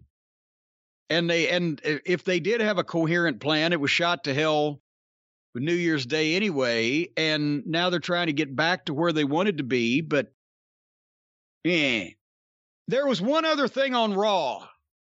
Well, there was plenty of other things on Raw, but none that I watched or cared a shit about. But Austin Theory had a match with Kevin Owens, and the winner would be another of the challengers in the Elimination Chamber. So I'm going to watch Theory. I'm going to watch every time that Austin Theory or Braun Breaker have a match. And of course, it was a heel match. And it's in the environment of the WWE where the fans are conditioned that the matches don't count anyway. But this, I think I could tell that Owens was not thrilled on the finish on this one, because even if they called for him to dominate most of the match and Theory to get the win at the end, and this was a style clash in some extent because Owens was all over him from the start, but it was the rushing, not letting him sell, windmilling indie kind of shit, a lot of chops. It's every match that's on TV now because it's the modern style, and Theory has been in the ring with Finn Balor and been in the ring with AJ Styles. Classic workers, looked flawless, everybody gets over. Owens is all over him. He's being extra aggressive, probably mad he's doing the job, but it's just rushing and it's indie style stuff. And I'm sure Owens thinks he's, should be going over and or should be, in a better position than this young prodigy here. But he didn't do that much for Austin Theory because the match wasn't that good and doesn't make a lot of sense. And Austin Theory is still young and he's a rookie and he's doing what he's told. I don't think he was calling this match. I don't think he probably put most of it together, if I still know Steen. The matches with Balor and AJ, they flowed well. They made sense. Everybody had time to sell and to come back and to blah, blah, blah. This was rushed. It was an indie match. And a young guy doing everything that everybody else does. Even though he was doing it well, he didn't stand out here, because the other guy was in charge the majority of the time, and it was a match that it was. And finally, Steen's going to fucking powerbomb him on the floor, but Austin Theory slips it into the ropes, and as Steen tries to come in, he nuts Steen with the middle ropes, and then hit his finish 1, 2, 3.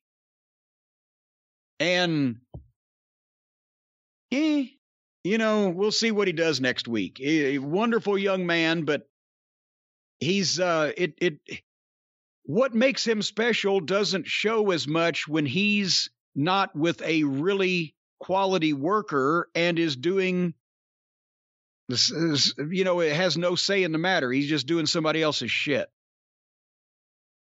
But that was Raw. There was a bunch of other stuff, but nobody cares. I was going to say, I need to watch this? No, not that. It's already happened. I've already told you about it.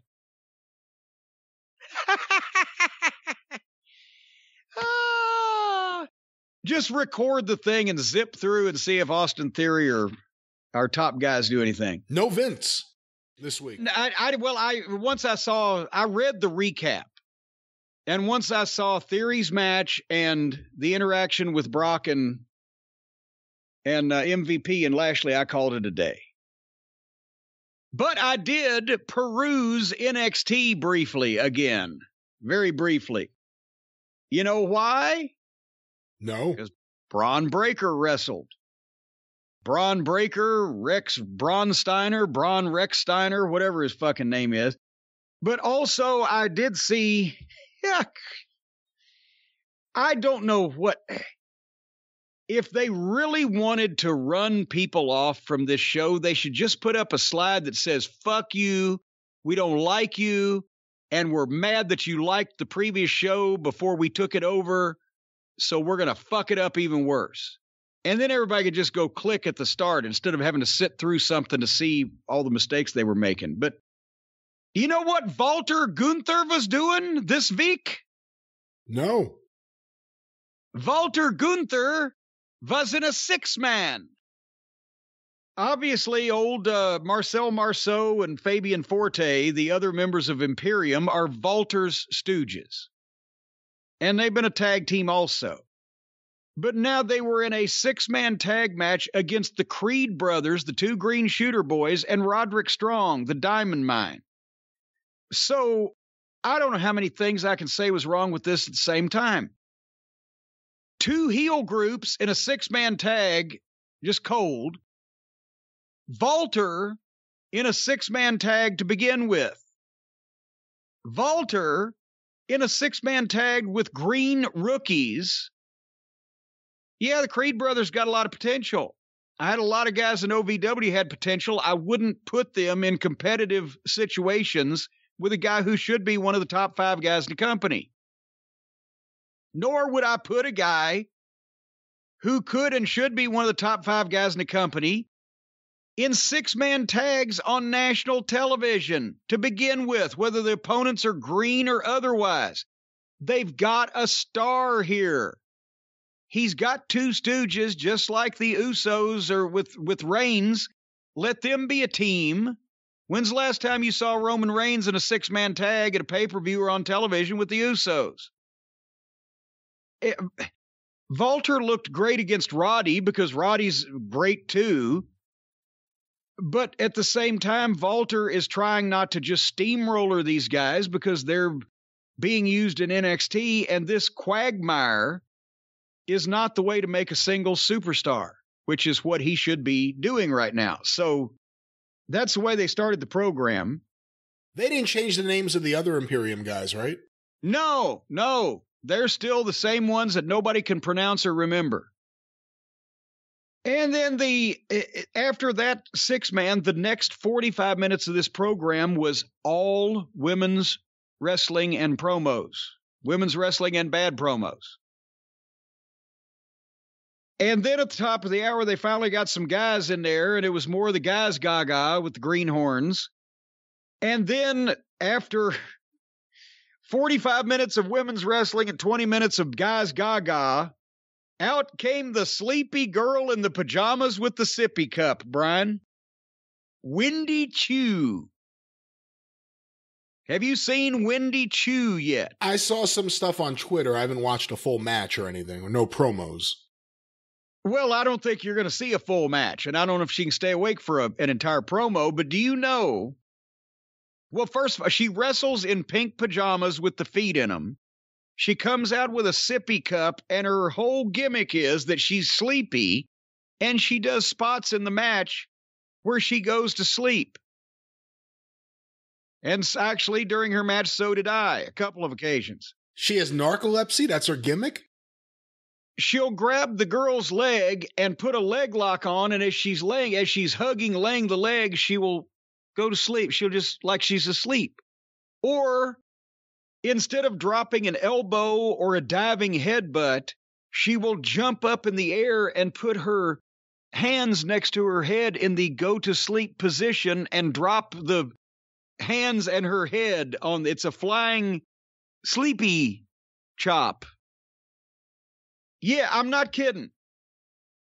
And apparently, Wendy Chu is the same girl who, under the previous administration of NXT, they had made the 1,000-year-old mysterious Mei Ying that everybody was scared of behind the fucking kabuki mask and everything. So she went with the changeover. She went from a 1,000-year-old mystical woman warrior in a kabuki mask that everybody was scared shitless over to a narcoleptic child that goes to sleep in her sleepy pajamas and her sippy cup during her matches. Because we're trying to appeal now to people that are 5. It certainly makes you appreciate the AEW women's division a little more when you hear about things like this happening in NXT. How can that be so bad when this is happening? Oh, it can be, and it is. It's just different levels and flavors of bad. There's still a whiff of taint to everything. But whoever greenlit Wendy Chu should be lit on fire. I will make that declarative statement. So then I said I'm skipping to the only thing worth it, which is the main event. So it was Tommaso Ciampa and Breaksteiner against Pablo Escobar's stooges. What Walking Wild and Raul Mendoza. Whatever the fuck. With Carmen Electra in the corner. Somebody needs to tell these people that there are more than 2 famous Hispanic females. It's not just Carmen Electra and old fucking Jennifer Lopez. Anyway, Tommaso Ciampa is incredible. Everything he does looks great. He's aggressive as fuck. He's in great shape. And we've mentioned in the past, and I'm still just... I know somebody will probably find some clip of him doing something stupid, but the dedication that he has to his rehab and his physical therapy, he's had a number of major injuries, knees, neck. He's had major surgeries. He's rehabbed them. He works out like a demon.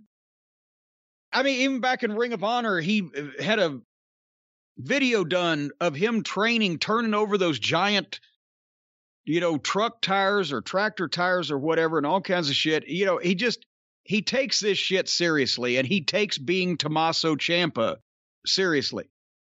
I love watching his stuff. Steiner, again,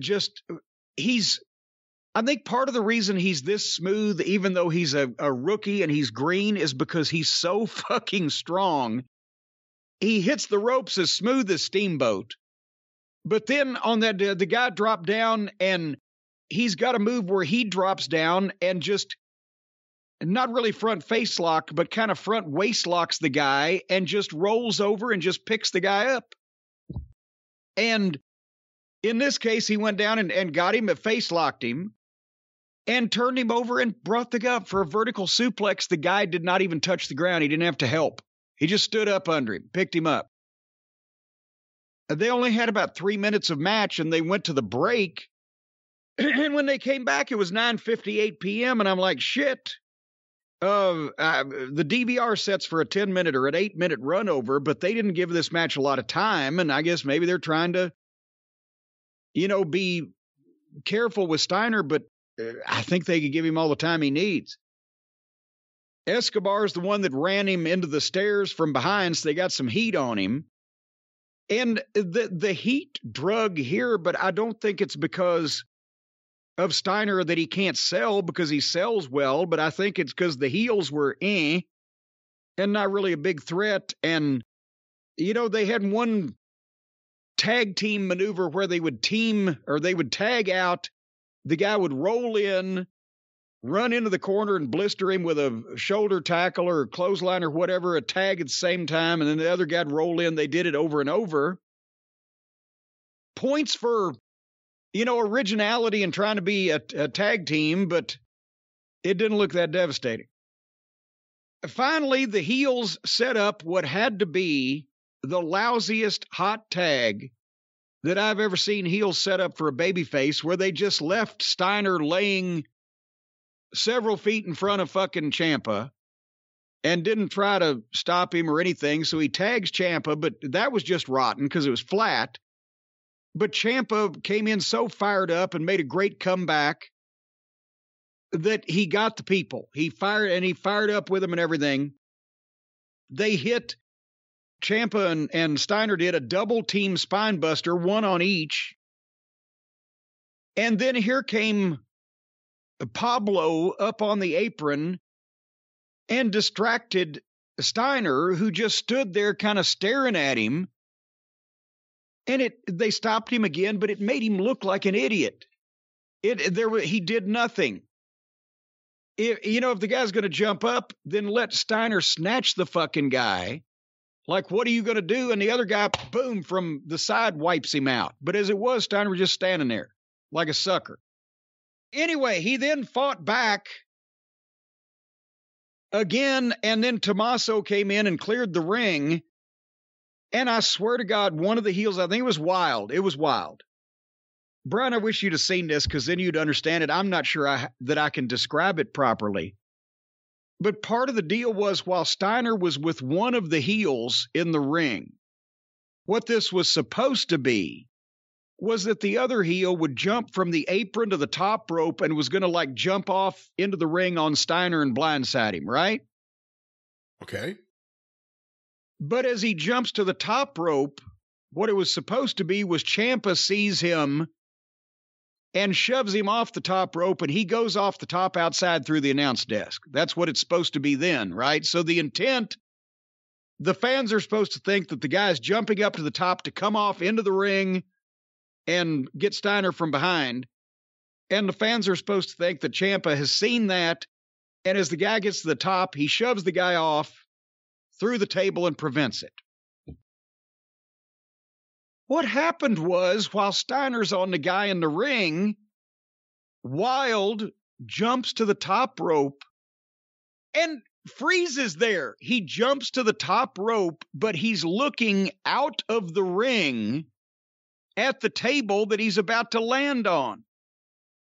To his more than a 90-degree angle to his right is where his partner's getting beat up, but he's not looking at that. He jumps up and crouches on the top rope and stares ahead for 3 or 4 seconds until Ciampa comes up from behind him and shoves his ass, and then he leaps off and just does a splash, does like a frog splash, straight through the table.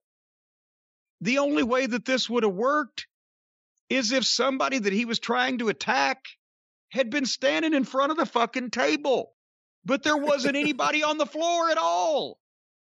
It was just a table. There was nobody in front of it. Everybody else was in the ring behind him. So why was he pointed that way? Well, this is modern wrestling. No table is safe. So what a bump. But it was a bump out of nowhere for no reason, at nothing. And in the ring, Steiner hit his press power slam 1, 2, 3. And they still made it out, within a couple minutes of the overrun. So this was like an 8-minute match. Are you surprised Ciampa's still there? Well, yeah, because he's the best thing about it. I'm surprised that they haven't fired him along with the rest of the guys that were any good, or that he hasn't seen what's going on and decided, I don't want to be a part of this anymore. But yeah, it's refreshing that he's there. It gives us some other hope, but I don't think the future is bright. He might not need to wear shades, Brian. Who sang that song? Was it Was Not Was? No, that was Walk the Dinosaur. Right, but they had different songs. The Future's So Bright, I've Got to Wear Shades was Timbuk 3. That's right. I thought you were in the fucking music business. What's the matter with you? We had an assembly in elementary school in like 1988, and they played that song. I don't know what it was supposed to do for us or motivate us to do, but The Future's So Bright, I Got to Wear Shades. And I don't even remember what they said. I just remember the goddamn song from the assembly. Well, that's what they were telling all the kids, to wear shades because all the kids look so stoned. Well, some of us are still wearing shades. There you go. Some of us are still shady. Folks, I'll tell you who's not shady. And that's our friends at rockauto.com. If they're rebuilding NXT from scratch, the problem with what they're doing is they can't find the parts. They don't have quality parts, Brian. They can't replace all the good parts they had that have gone bad. That's why they can't make a good NXT. However, if you're trying to rebuild your car from scratch or just replace one item, well, then the folks at rockauto.com, they can find the right parts, and they can find them cheap, and they can find them to fit your models. You know, all these traditional auto parts stores, they can't carry all the parts for these makes and models, the Framostats and the gazebos and the jingos and all the other things that go into these modern cars now with these computer brains in them. So you're just wasting your time. You got to pay more for each part. You got a lesser selection of parts. You got to talk to some asshole with his name across the pocket of his shirt. None of those things are preferable to going to rockauto.com and saving money. One reason is to repair and maintain your cars is to save money for important things like mortgage and food and extramarital relationships. Why would you want to spend 30%, 50%, 100% or more for the same auto part at a chain store that you could get at rockauto.com, and you could give your little side honey a little trinket on the side there, and everybody would be happy? And chain stores have different price tiers for professional mechanics and for do-it-yourselfers. Did you know about this, Brian? Did you hear about this? I've been hearing about this. That's a scam. Yeah, it's a scam. Well, rockauto.com's prices are the same for everybody. If you don't like them, that's your fault. They're the same for everybody, but they're reliably low because they always offer the lowest prices possible rather than charging prices based on what the market will bear, because that would be gouging. And they don't want to do that. They're not gougers. RockAuto.com is a family business. They've been serving auto parts customers for 20 years online. So, folks, they got everything from engine control modules and brake parts to tail lamps, motor oil, crankshafts, all kinds of things. Even possibly marital aids. You never know. They don't have those. No, we know. They don't have those. Look through the whole site just to make sure. RockAuto.com, their catalog is unique, easy to navigate, and you can quickly see all the parts that you need. Why spend up to twice as much for the same parts? Go to rockauto.com, get all the parts your car or truck will ever need, and you're going to see a box. And everybody knows anybody that comes out of a box gets over. Well, if you will write JCE in the How Did You Hear About Us box, they'll know that we sent you. They won't give you a discount because these prices are already stupid fucking low. They can't cut nothing, but they'll at least know that you're involved with us. You're hooked up with our social circle. So again, rockauto.com, write JCE in the How Did You Hear About Us box and get 7 crankshafts. You never know when you're going to need them. Well, apparently, Brian, now they're in wrestling. There's a contest going on to see who can come into a company and leave a company more quickly. It was started by Leo Rush, our friend Leo, a couple weeks ago. He was in and out of AEW in 3 or 4 weeks till he opened his big mouth again. That's, I think, the quickest he's accomplished one of these, because he's done 2 or 3 in and outs over the last year or two, right? I think so, yeah. Both companies. Yeah. Then Shane McMahon says, hold my beer. I can be in and out in the same day. And at the Royal Rumble, that's what he goes in and out. So now the bar was raised even higher. Ladies and gentlemen, I'll have you know it didn't even take a week. It was only, 3 days that somebody else did the in and out quicker, because they did the in and out. They were out without ever coming in. Brian Kendrick did the in and out in AEW, and his official out came before his official in. I think this is the record that's going to stand, right? Can you break this one? Not with the Iron Sheik and Marty Jannetty pretty much retired, no. And I got up on, I guess this was Wednesday morning because it was the day of Dynamite, turned on the Twitter machine and instantly saw Brian Kendrick, who they had just announced, 2 days previously was going to be on the show to begin with. Brian Kendrick used to be known as Spanky. For those of you, he was not in the Little Rascals comedies. It was a wrestling Spanky. They announced he was going to be on the show, and then Wednesday morning they announced he's been pulled from the show due to horribly, they used the word offensive and I think either disgusting, possibly repugnant comments that he has made that had come to light. And they have yanked him off the show and somebody else will be in his place. And what in the French fried titty fuck could this guy have possibly said? And I'm trying to read, and one of the accounts, I think it was on PW Insider, because Mike and Dave, they're very nice, polite people. They don't like to use improper language. All I could get was that the comments were too disgusting and ridiculous to repeat here or whatever. I'm like, what the fuck did this guy say? Right? And then finally, I can't remember where it was, but I got a link. It was a video that he did almost 10 years ago, or maybe 10 years ago, with the crooked high spots. And if there was a link, but they had taken down the trailer for this shoot video that apparently these comments came from. When this shit hit the fan, they took the trailer down. So what the fuck still? What could this guy have said? And then, thankfully, somebody on the internet gives me a link to a review of the video that contains the comments and the controversial opinions that Brian Kendrick expressed. It wasn't just a video. No, you got it kind of wrong. It's been a number of things apparently he has said over the years that have gone under the radar to a lot of people like me, but it's not just an isolated incident and an isolated interview. Well, there are multiple remarks that have been circulating. This review of this particular video has multiple remarks, and I don't know what he else could possibly have said. Maybe he said the same things in other places, but this pretty much covers everything that you could possibly ever say in this one video.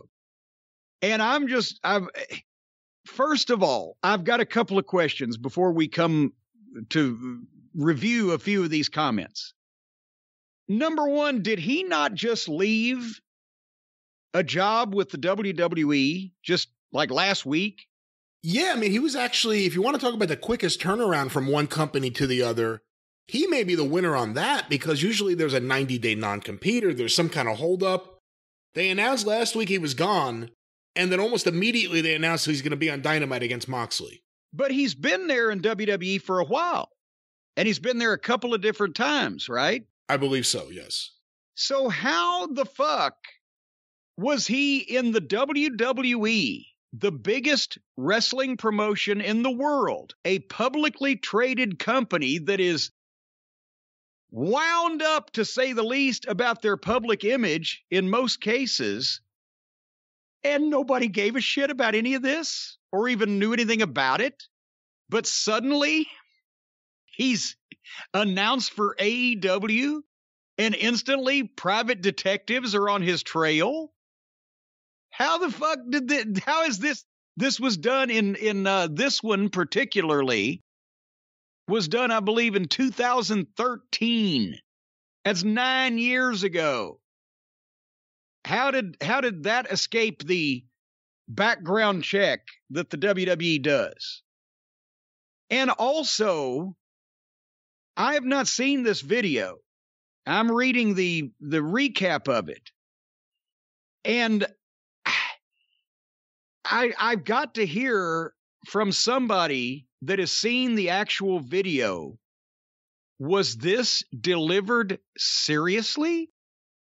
Did anyone take it seriously? Let me jump in again, because you keep harping on the video. There's more than one video. I believe there's more than one series of interviews. It's not just one thing. Okay. And from everything I've seen or heard, he took it seriously. Okay, then Another question I had, what was the purpose of the video? Is this another one of the ones? Because I think they're the ones that did the videos where they would give the guys a case of beer and get them drunk, right? And then a case of tails or something like that, where the guys would be all drunk and saying stupid shit and making fools out of themselves. Was this something that Brian Kendrick was doing on purpose to wind people up for some reason, some outcome? No. Was this his version of the Dan Aykroyd talk back to me, killing puppies call-in show? No, there's killing puppies. I'm for it. Call me. There was no humor involved in this. There was no predetermined or pre-planned way of making this help his career. It was just blind ignorance on display. Because you can't tell me, as I'm going to mention some of these things, you can't tell me that either a normal, sane, rational human being would be saying this stuff and believing it and wanting people to believe it unless they were doing some goddamn bizarre cry for help or attention or some angle they were shooting that was supposed to lead to something. And you can't tell me that if this person was really saying this shit and really serious about what he was saying, that somebody would not have intervened and had him committed somewhere. You can't tell me that a functional human being could believe these things to be true and still have the cognizance to find their way home at night. I don't believe that this guy really believed this shit, because you would have to be the biggest mental case in the history of psychoanalysis to actually believe these things. I'm trying to find out what was his intention, what was the belief that he had somewhere in his little pea brain that this was somehow going to do something positive for him if he could get people to believe this gimmick. Nobody. Let's Jim, talk stop. about This it. isn't a gimmick. The guy's just a fucking idiot saying stupid shit. No, there's no gimmick. There's no deep thought into this. The guy is an idiot. Not an idiot. Who should be shunned. He is an idiot. Who had but I'm stupid saying thoughts. That you could not be a functional human being and believe these things. Nobody could legitimately believe these things to be true. Okay, first of all, the Illuminati. It's a families or a group of people who secretly control the world. 13 families keep interbreeding and are the ones in charge. The original goal was for people to be enslaved. But now that there's so many people in the world, the plan has changed to mass depopulation through vaccinations. The bull is a sign of the Illuminati, so one must consider the Rock's Brahma bull, Illuminati. You say naughty, I say naughty. So one must consider the Rock's Brahma bull's tattoo a sign that he is connected to the group. There's a Skull and Bones fraternity in Ivy League colleges. Both the Bushes were members. As part of the rituals, fathers would watch their sons masturbate in coffins. This is a training ground for the Illuminati. That's the plural of Illuminati. Hold on, there's so much here. 9/11, no, that was bullshit.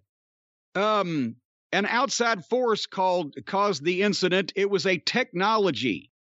Chemtrails were created by airplanes that triggered a HAARP-like, H-A-R-P, no, H-A-A-R-P, HAARP-like weather change to summon a controlled mini hurricane, and that was aimed at the towers.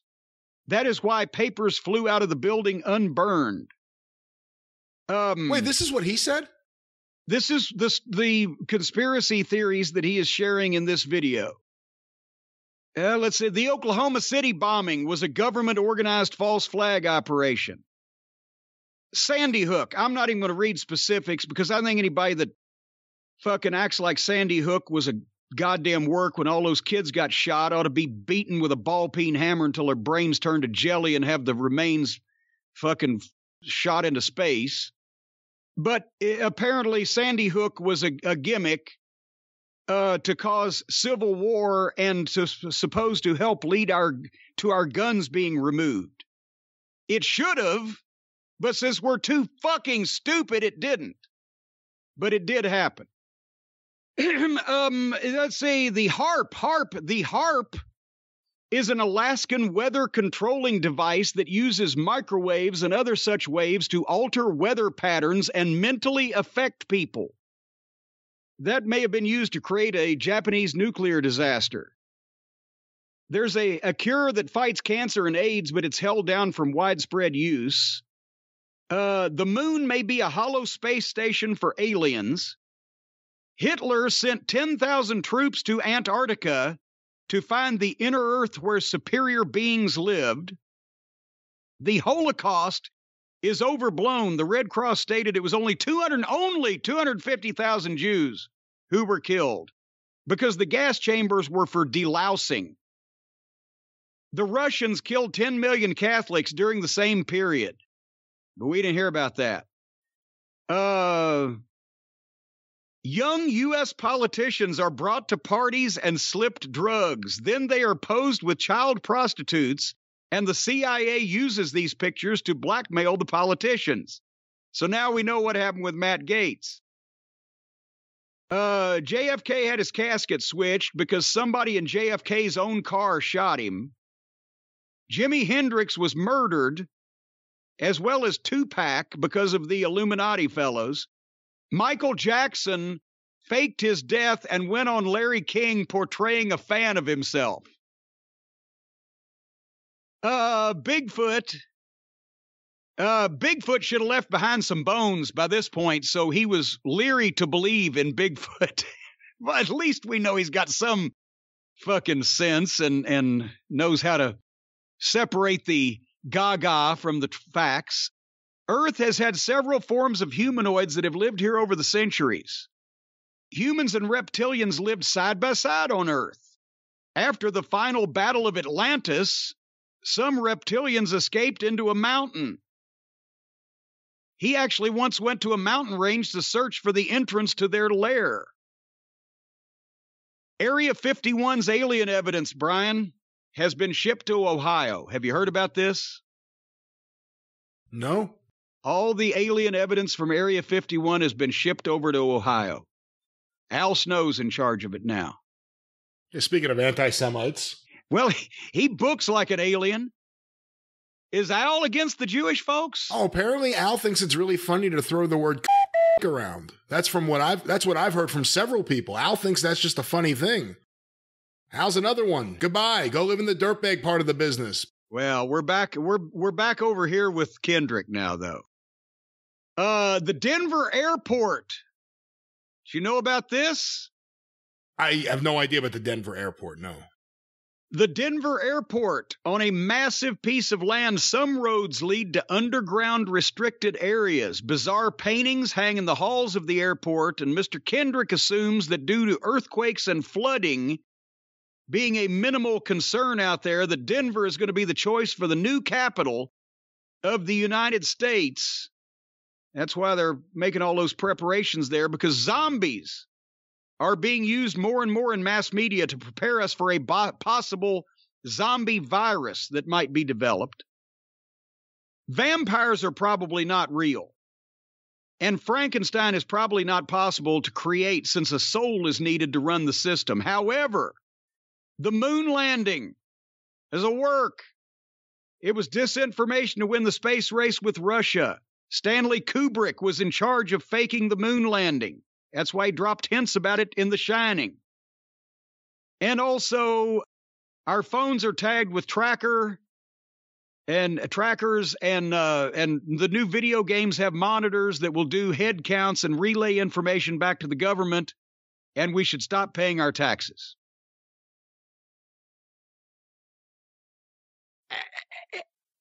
You seriously mean that this guy was not in some way trying to do his own work that would cause him to get attention and or a job somewhere, and that this is actually legitimately what a human being capable of supporting themselves and maneuvering around in society would think that all these things are real?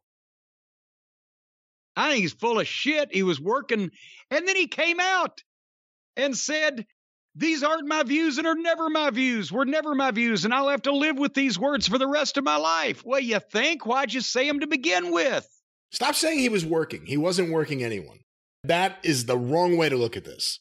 This is an ignorant guy who's completely unintelligent, who had a lot of ignorant, unintelligent thoughts, and he had no problem saying them. There's no work. There's no work or higher intelligence saying I'm going to come up with this plan to boost my career with this. This is just ignorance on display without any provocation or reason.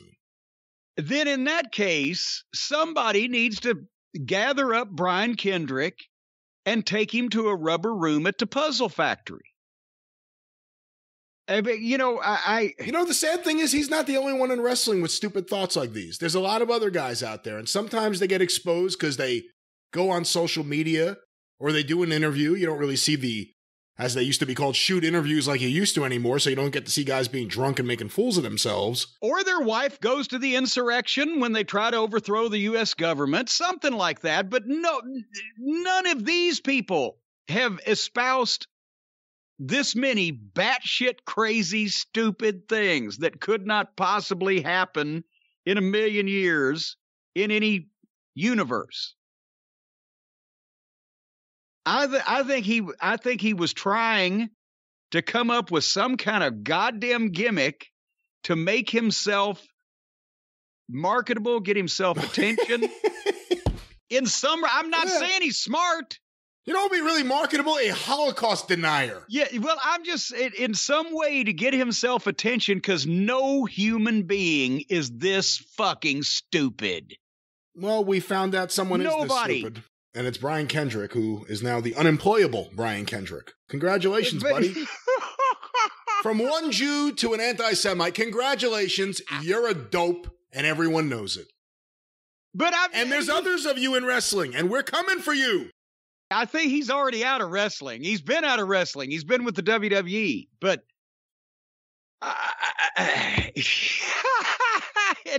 God damn it. But the thing that hurt me the worst was he doesn't really believe in Bigfoot. You would think that would be the one thing he believed in, considering all the other stupid shit he believes in. Of all the things, that one I would have given him, okay, there might be the Bigfoot. The Bigfoot may be around. The one that anybody might say, okay, well, I can give him that one. No, he's not in with. But Jackie secretly shot JFK. I knew they shouldn't have let her right next to him. He didn't say it was Jackie in what you said. He said someone in the car. Somebody in the car. Well, okay. There were people in front of him? There was the only two people that didn't get shot in the car were the guy driving the car and Jackie. So and we saw the driver's hands the whole time.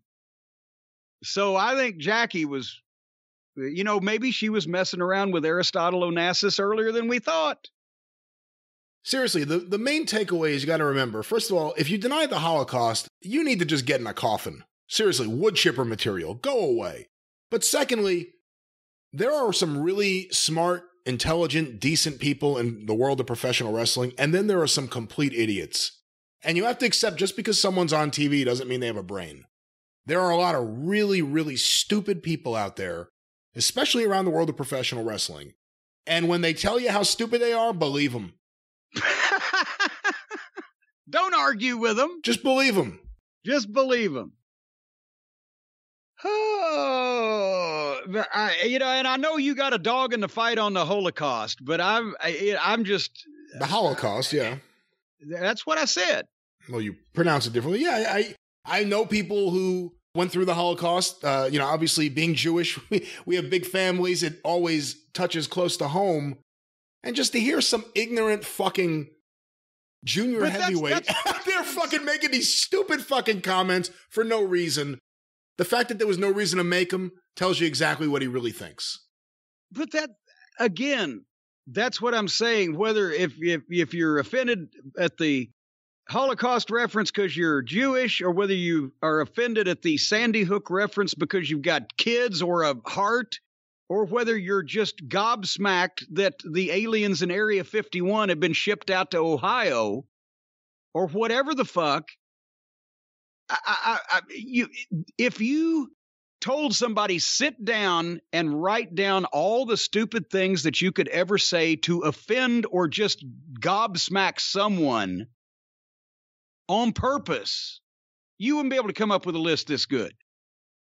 So I don't know what this guy's mental problem is, but I know he doesn't believe these things. He's just a fucking idiot. Because nobody could believe these things. I mean, I know there's the QAnon people that believe the reptiles and but even the QAnon people don't have the fucking alien from Area 51 in Ohio. He's made a list of every stupid thing everybody has ever said and decided to say, I'll believe all of it. Every politician will go out there and pander. They'll say, the American people are smart. They know what's going on. No, look, the American people are fucking stupid. There's a lot of really, really, really stupid people out there who have the same voting rights as some of us who may be, slightly intelligent. And again, always got to remember, it can't be this person's too stupid to believe these things. It should be this person is so stupid he believes these things. Or this person is so stupid that he believed by saying these things he would in some way prosper. Who is going to see that video and go, let's give this guy a shot? Well, WWE did hire him. Maybe I'm wrong.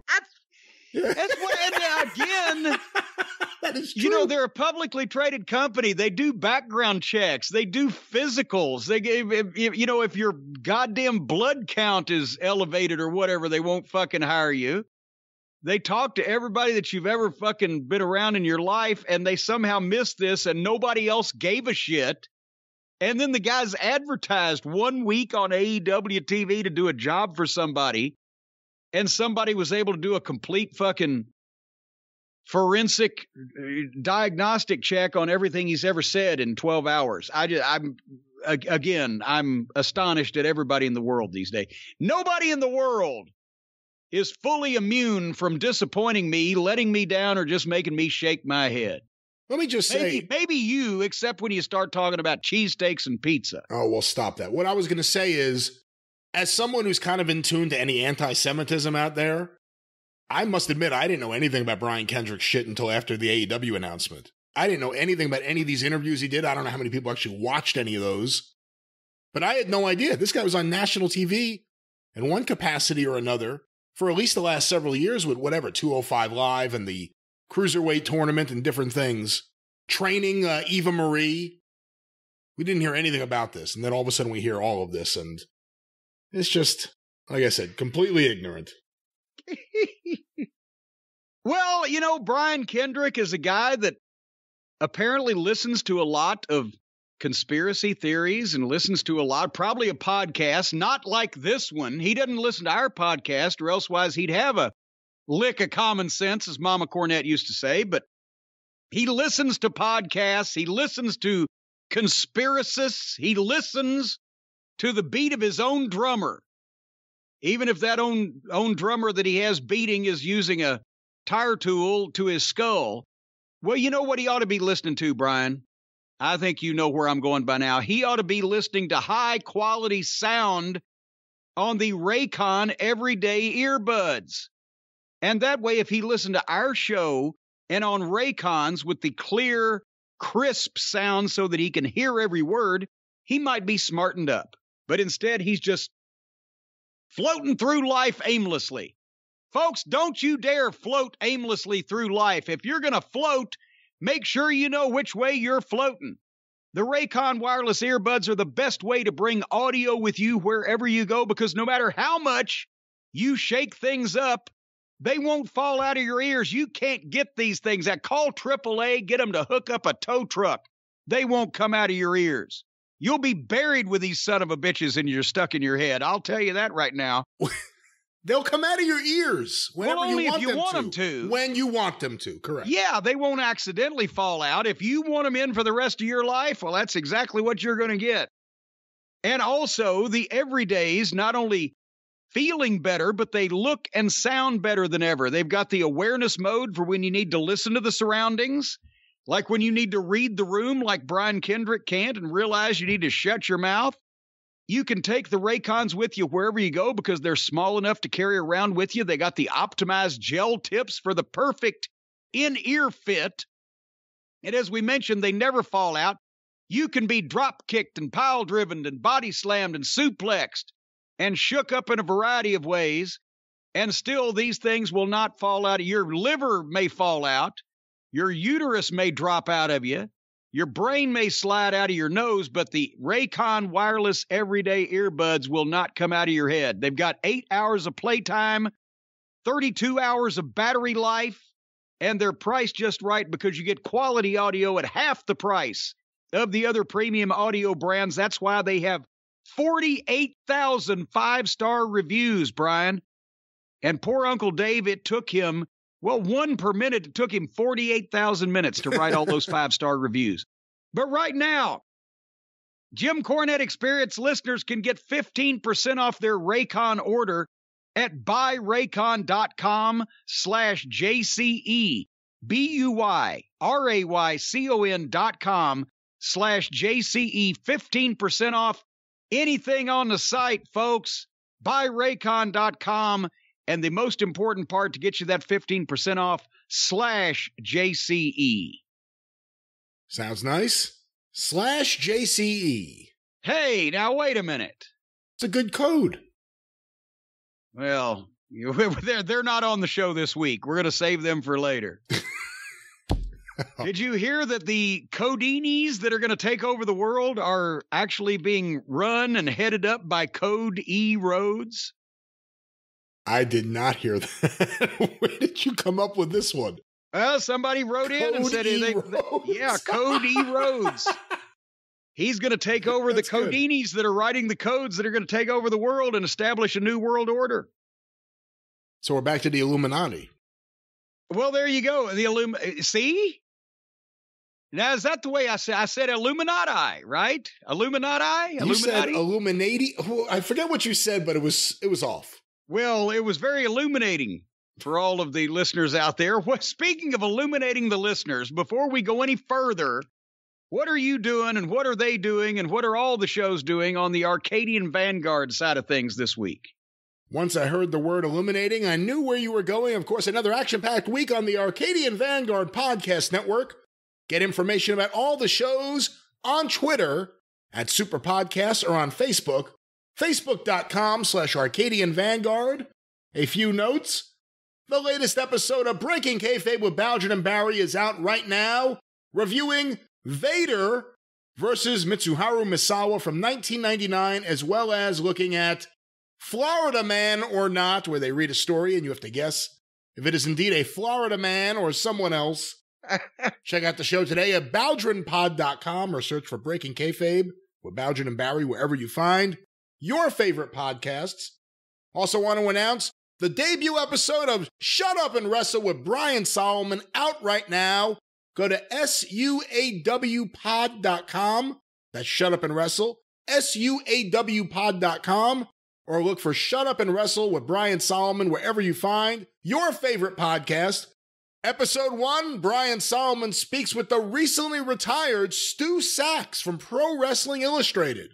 A fun conversation. Check it out today at SUAWpod.com or Shut Up and Wrestle with Brian Solomon wherever you find your favorite podcasts. And of course, the 605 Superpodcast, the Mothership! Sounded a little distant today. Go through the archive at 605pod.com. Wherever you find your favorite podcast, look for the 605 Superpodcast, the Mothership. Yeah. That was a low-grade one. All right, Mother. Well, we come to the AEW offering now that we've covered the WWE world for the week. And this was the long-awaited episode of Dynamite on Wednesday night, the 2nd of February, where we, in Chicago, of all places, we were going to get to see CM Punk and MJF finally go nose-to-nose, toe-to-toe, face-to-face. They faced each other, stuck out their bellies and run at each other. When the crash came and the dust fell, Tiny Frazier, the big man, was killed. That's a Big Bad John promo from 1976. I can remember those. I just can't remember last week. But we had to wait. Brian, before we got to Punk and MJF, we had to walk across hell with gasoline britches on this week. The first hour and 15 minutes of this program were like having a bamboo shoot slowly and inexorably shoved under your fingernails. It didn't hurt all at once. It built and built in pain and suffering until finally it was almost too much, and then they gave us what we came for. Would that kind of encapsulate the flavor of this program? Although there were a few intriguing things, this was a miserable show until Punk and MJF. You find things intriguing that most people feel embarrassed for other people about. Like the things that you find intriguing, most people are sitting there going, I hope their families are not watching. Well, they don't have to be mutually exclusive, those things. Yeah, well, the first match, Moxley is back. And 15 pounds lighter, the CEO of Moxley Plumbing is going to open the show in his single match with Wheeler Yuta. And now, apparently, our friend Danhausen is a member of the Puddin' Gang, because Wheeler Yuta's in the Puddin' Gang, and here he comes with Pockets and Danhausen. So now, is this Paul Jones's army?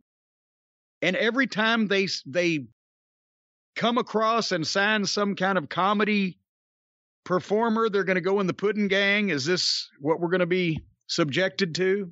Unfortunately, it looks like that, but to me, the bigger issue, if you get past the gimmick and the silliness and everything else, Danhausen debuts on the show last week, popping out from under the ring in the middle of the Orange Cassidy-Adam Cole match.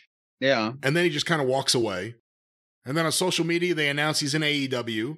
Obviously, he's got fans. His t-shirt's already one of the best-selling shirts they have. But that's it. Nothing else has been said about him or explained about him on TV. And then this week's show, he just walks out with Orange Cassidy and Wheeler Yuta. Not only is nothing said about who he is, why he's there, why he is what he is. Why he is. But they immediately, to me, make him less special, if you want to look at it that way, when you have, for no reason, he's walking out there with this other act that's already established. In being bad, mind you, but they've already been there for a while. Why would you incorporate him with that? Well, and also, besides no explanation, it's Danhausen. Okay, for all the people who know, they know. There's a lot of people that don't know who Danhausen is. Have we given up on all of them? So shouldn't we say, give some explanation that Danhausen, he didn't look like a wrestler. He's a wrestler, apparently. He's just been signed. He looks like that for some reason. He's going to be doing something. And how many members of the Puddin' Gang are there now? 22? So they signed somebody else and put him in with them. There's Pockets. There's Muffin Top. There's Flatlander. There's old Wheeler here. There's who am I missing? Trent. Trent's mom. Trent's mom is an honorary member. Ricky Romero. Rocky Romero. Rocky Romero, not Ricky Romero. Yeah, Ricky Romero probably wouldn't hang out Ricky Romero with these people. Dory Funk Sr. would get really pissed at Ricky Romero if he hung out with these people. And you know what they'd say to Ricky Romero if he was there right now? They say, Ricky, what are you doing here? You've been dead for 30 years. Don't they actually say that Okada's a member too? That like Okada's group and the Best Friends have a loose connection? Well, yeah, loose connection. Somebody in the Best Friends has a loose something. Well, you know, when we asked last week, why is my, and we came to anus throbbing, we couldn't figure out whether it was throbbing because it was too tight or too loose. Anyway, so Moxley versus Wheeler Yuta, and he's in the fucking Puddin' Gang. Who's the baby face? Who's the heel? The Puddin' Gang are all supposed to be baby faces. Moxley's supposed to be a badass. He's going to have the same match he always does. And it was. And he said he gives the job guy too much offense. They fight on the floor. They do some dives. And then Moxley and Pockets will stare at each other, just like Pockets stares at all of the opponents for his guys out on the floor. The guy that he's staring at is buried because he doesn't do anything to the guy standing there looking at him with his hands in his pockets.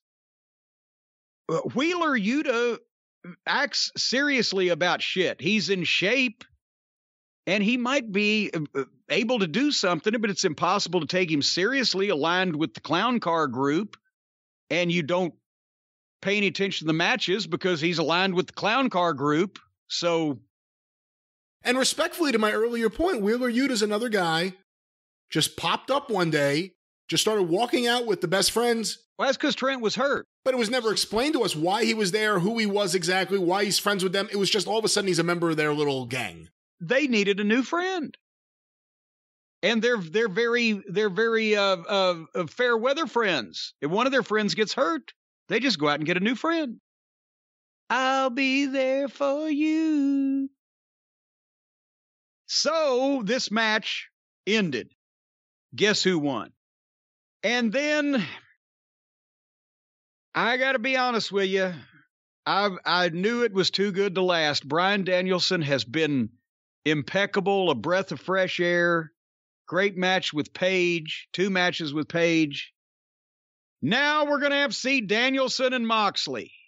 And that's like, here's this delicious, custom-made birthday celebratory cake from the finest baker in town. And here's the goddamn stale Twinkie from the Shell station. Put them together, and the delicious cake doesn't really make the Twinkie taste better, but the Twinkie will drag down the delicious cake. And that's what's happening. Now, Moxley is going to drag down Danielson. I don't know what they're doing here. We're going to find out, but Danielson does a good promo as usual. But the point he was making was he and Moxley shouldn't fight each other. They should fight together. There's no reason why the entitled millennial cowboy Adam Page should be the world champion. There's no reason a dinosaur should be a tag team champion. He must be listening to the program. Brian, hello. Hope you're doing well. And basically, Danielson saying, you and me together, we could run this place. Well, somebody needs to, so it might as well be them. And, of course, Danielson knocks the Puddin' Gang and he's basically using, they have a weird thing going on here, and it'll get stranger in the next segment, where they will tell the truth about all the company's weak spots in trying to make the people disagree with what they know to be the truth because the heels are saying it. See what I'm saying, Brian? Yeah. It ain't working, but they're trying. So Danielson says everything about some of the goofy young talent that they have there and says, we could train them and we could run this place. And I wrote, the last thing anybody needs is to be trained by Jon Moxley. Maybe a puppy. But this went a while. I'm not complaining that Danielson is the one speaking because I get tired of Moxley's same promo every time. I'm going to drink some blood and snap some necks. But Moxley standing there with the look on his face like he's portraying like he's trying to think, and he's somewhat indignant, but yeah, he's rolling his eyes, but yet you don't know for sure what he's going to say. And then he made some faces to the camera, and Danielson says, what do you think about it? It's a lot to take in. Throws the microphone down and leaves. Did Moxley's making the mugging, or as William Regal would say, pulling faces, as they say across the pond, to the camera, did that lessen this any, or where do you think this is even going? I don't think it lessened it. I thought Danielson was great. Did you believe everything Danielson says? Yeah. He's really, really good right now. I think part of the problem, where do I think it's going? I don't know. It seems like they're going towards eventually Moxley and Danielson, which they've been teasing for a while, since before Moxley went away. And the problem is they do this thing, and Danielson saying, come on, let's do this together. Let's train Lee Moriarty and all these different guys. If they wanted the fans to go, oh, don't do that. Come on, Mox. No. I think the problem is everyone was like, yeah, that's great. What a great idea. I didn't see anyone on Twitter or anywhere else say like, oh, that's awful. They're like, oh, I hope this is real. I hope they put together Daniel Garcia. a few of these guys that could use some seasoning with Danielson and even Moxley. I don't know if that was the desired result, but everyone was excited about it actually happening. Well, they swim against the tide here, Brian. They don't follow they take the path least traveled. They don't follow the crowd. So maybe for the first time in history, this was designed. It's only been 130 years since we've had pro wrestling. Maybe this is the first time ever that the people were supposed to cheer for the babyface to do what the heel's asking him to do. That would be a landmark happening. And by the way, it would be a very New Japan thing, or very just Japan in general. If they really did do something where like a Bryan Danielson had some of these young guys, like a Daniel Garcia, or a Wheeler Yuta, or a Lee Moriarty, who are young enough and haven't been on TV too much that they are all new and fresh. Maybe this is a good way to get them involved with the shows as opposed to just having them randomly run out with 2.0 nonstop. Well, but no, because then we got to look at Daniel Garcia twice a week instead of just once a week. While the Briscoes are still on a chicken farm in Delaware and FTR's on the back of a milk carton. Anyway, they did a nice package on the Punk MJF situation. That was, so that match is still to come. And then you got to sit through one of these every show to get to what you want to see. But this one, I know you loved it because you love the bizarre, the unhinged, the offbeat, the inexplicable. Brandy Rhodes was in the ring for an interview, and here comes Dan Lambert. Now, help me again. Brandy is a heel, and she's being a heel on purpose. She said, hello, Cleveland. They were in Chicago. Or Chicago, whatever. Same thing. She's being a heel on purpose. She knows the people hate her, and she probably knows why they hate her. I don't know whether it's registered with her that they're right or not, but she's not good at anything, and nobody wants to see her, and that's why they don't like her. So they have her out there being a heel on purpose, even though her husband, who is one of the executive vice presidents and is being booed out of the building at every stop on the tour, comes out and says he will specifically, I will not turn heel, which people then boo harder. So she's being a heel on purpose. He says he's not going to be a heel, but he's a bigger heel than she is. But then Dan Lambert, who is a heel, comes out to apparently, again, tell the truth about her and why people don't like her. For what purpose? She's acting like a heel on purpose, but then here comes the other heel to tell the truth about her in front of the people so that they will boo him and not believe the truth about her because it's him saying it? What? I don't. So here's the two most unlikable people in the whole company. And I'm not saying that personally. Lambert's a nice guy in person. I met Brandy once briefly. Can't say she was as warm as a puppy's belly to me, but she wasn't a bitch or anything. But they're on the air, they're the most unlikable people, not the hottest heels. Not MJF level heel, but unlikable, we don't want to see you people. That's what they are on the television. So he starts knocking her and Cody by telling her the truth about their ego and why people don't want to see them. And I wrote, what is happening? Who are we supposed to root for? Or is this the point where the asteroid is supposed to hit from outer space and destroy all life on Earth when they're in the ring, so that it would get a big pop? And Brandy's speaking, so the people start chanting, shut the fuck up. On the other channel, chicken shit gets bleeped. Here, shut the fuck up is entertaining the folks. What does this accomplish? The heel tells the truth about another heel while the people boo the second heel out of the building, not due to performance, but because they personally despise her and she's rotten. And Lambert's out there talking about heel and face turns, exposing the business terminology in these bizarro world segments where they're trying to do what they're talking about being a work for a shoot. He mentioned her last job was being turned face down, and she slapped him. And here comes Paige Van Zandt. And boy, she's hotter than a daggum $2 pistol. She tackles Brandy, and within, what would you say, Brian? Was it 1.4 seconds or 1.6 seconds? Every girl on the roster in the locker room runs out to the ring. What? No, every babyface girl in the locker room.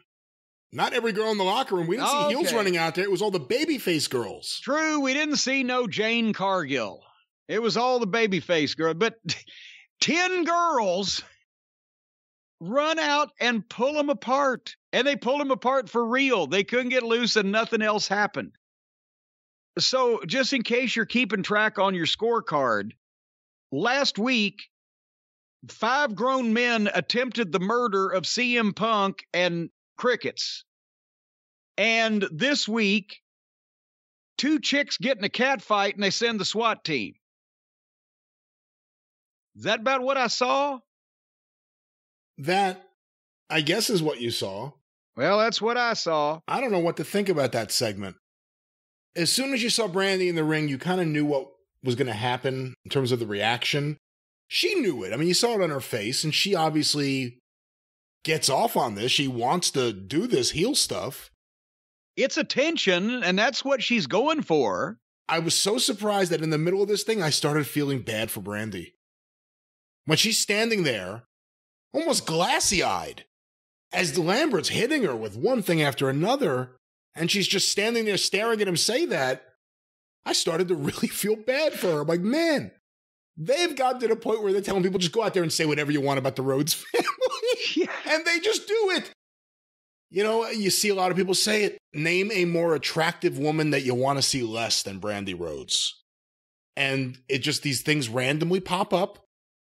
You got to remember some of the dynamics that are always consistent, including Brandy Rhodes is not afraid of anybody, man or woman, and she's ready to fight even cage fighters. Like, she's just ready to go. Scorpio Sky, you didn't bring up Scorpio Sky and Ethan Page. Ethan Page at least looks like a badass. Scorpio Sky is so goofy and so silly that he takes anything Dan Lambert does down several notches. I don't know what neighborhood you come from when Ethan Page looks like a badass. Ethan Page looks like a male model on the cover of Blue Boy magazine. He looks like he has some size and some muscle mass to him. He's got some size and some muscle. Most of it's between his ears, but he doesn't look like a badass. He's a black belt, I believe. So, I mean, he can handle himself. Scorpio Sky just comes out there and acts like a silly guy. And Lambert, of course, is involved in another thing later in the show that establishes him as a heel. So now we have Brandy comes out there acting like a heel. All the baby faces save her. Lambert comes out there, becomes the de facto baby face because he's attacking Brandy, and then he goes back to being a heel later in the show. And what is this building to? Is this whole thing, do you mean to tell me that after the early Lambert segments, they actually were able to get Paige Van Zandt to agree that she'll work a match, and they're going to do the match with her and Brandy? That's going to be how you use Paige Van Zandt? No, I'm hoping not. I mean, things just start and stop all the time with it. They can't. That's true. That's true. The idea of Paige Van Zandt agreeing to do a pro wrestling match, and it, 2 things. Number 1, not being on pay-per-view, and number 2, being against Brandy Rhodes would be financial malfeasance. Malfeasances. Might as well just ball the money up and throw it out the window. Where was her husband? Once again, a group of men come to the ring to confront his wife. Cody's nowhere to be seen. Where's Cody? Here's another thing. Brandy slaps Dan Lambert. Lambert doesn't do shit about it because you're not supposed to touch women on television. Brian, wouldn't it be a natural response? Maybe not on TV, maybe not with witnesses. But wouldn't it be a natural response if a grown adult, whether they were man, woman, animal, vegetable, or mineral, slapped you in the face? Wouldn't it be a normal response to reach out and just grab that person around the goozle pipe? I'm not exactly sure what the natural reaction would be, but it begs the question, what exactly are they doing with Lambert and Brandy? Are they building up a match? Because they've had this intergender verbal feud where they've kind of, in some ways, it may be a real progressive program. They've gotten past the whole idea that men can't hit women. He's ready to hit her. She's ready to fight him. What is this? Again, that's what they did with Stephanie. They emasculated every guy on the roster in the WWE with Stephanie slapping him and talking down to him, and they couldn't do anything back. Although in real life it'd be different, but on TV they bury grown adult men, whether baby faces or heels, with these minute women just abusing them and verbally dressing them down and etc., and you don't get no comeback. Which is, then don't put him in that position. If the guy can't get retribution on the obnoxious female, don't let the obnoxious female get one over on the guy that can't get retribution. And when you say they're trying to do Stephanie McMahon, no, she's trying to do Stephanie McMahon. Well, yeah. Her and Cody came into this company wanting to be Triple H and Stephanie, and everyone knows that's true. Well, and now Triple H is home, laid up, and forgotten about. That's right. Stephanie's off giving speeches somewhere, so they have pretty much emulated Triple H and Stephanie. Should we move on? Once again, I'll just say I legitimately felt bad. At one point, they showed her face while Lambert was laying into her, and she looked like she could cry. And I actually did feel bad. And I know I'm the only one out there, but I felt bad for Brandy here. Well, you know, but here's the thing. Maybe if her husband was there to support her, or even Dustin, but no one. If she had been wandering through the arena, minding her own business, and suddenly Lambert started saying all that shit, then I might feel slightly sorry for her. But since it was her choice to get in the ring and put herself in that position. Yeah, what was the whole point of it? I mean, beyond everything that we can't figure out the point of. She's in the ring with a mic just to talk. And then Lambert all of a sudden just has a mic to come out there and confront her. Like, what? Well, yeah, there was never any point to what she was doing in the ring otherwise than to draw the heel out to do their prearranged material and the skit that they had practiced. That's another thing. The booker of the year is too green and inexperienced to actually give cover reasons to people for the things that they're doing when something else happens, or for the things that they're about to say, or for the things they're in the process, or why they're there.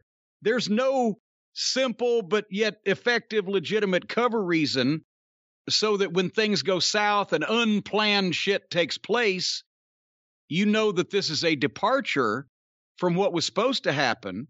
That's why it's supposed to register with you. Oh, the shit, this wasn't supposed to happen. This guy's come out and said some shit, and they've just gone off the format.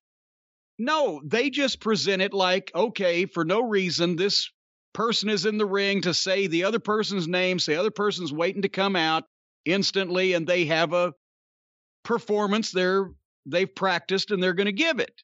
That's the way it comes off, because there's no depth or layer to any of this shit. It's just, okay, now this segment, all this shit's going to happen. We're going to cover this here. It's like Tony has the OCD.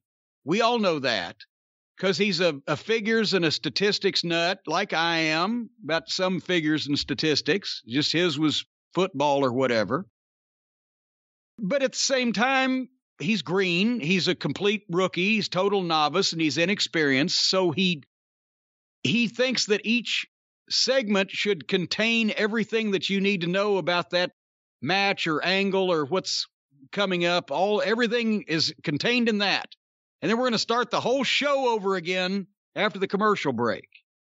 And that's the way it always happens. And there's no cover reason for any of these things to take place that would indicate when something goes differently that they're going off the format or off the script and into business for themselves, because you never knew what they were doing out there to begin with in the first place. There was no motivation for them to be there otherwise than to perform this prearranged bullshit they're about to do. How much do you want to bet they're going to do Brandy Rhodes versus Paige Van Zandt? Again, I mean, I can't bet. I wouldn't bet against it. I think it would be insane. She's going to do something. Look, she's been wrestling matches on YouTube. We've seen reports. We just don't watch.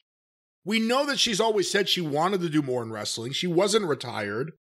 She didn't see herself the way everyone else did.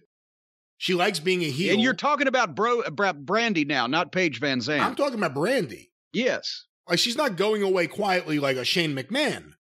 Or Shane's Last Stand, I guess we can call the Royal Rumble now. Shane's Last Stand, the Royal Rumble 2022. But it's a shame because they have girls. Thunder Rosa not only has an MMA background, but is a tremendous worker and would be great to do something with Paige because Paige Van Zandt's going to be greener than a pepper tree. And they're going to have to protect her. She's going to look as bad as Rousey did in the Rumble. And it should be a babyface, not Brandy, right? Yes, because Paige Van Zandt, that, condescending bitch that's been following Lambert and his group around. So naturally it should be, or if they just turned Serena Deeb heel, but Serena would have a good match with Paige because she could lead Paige Van Zandt and just call stuff that she was comfortable with and get her through it, and she'd look like $1 million. But Thunder Rosa could do the same thing equally, and she's a babyface. But and then if I'm just don't give a Paige Van Zandt, who is going to be green and limited, one of the single worst performers on the female roster, short of Riho herself. We're going to find out her and Brandy, Paige and Brandy, are at the fucking QT gym rehearsing their match for next year. Oh, boy. But you know what's going to happen. Don't worry. Brandy will get hurt and Red Velvet will just jump in. Hey, Red Velvet might be better. She's got fire. Might be a better match as long as Paige just watches out for that fucking standing moonsault. Anyway, real quickly, Matt Hardy and the rest of his stooges were in the stairway again.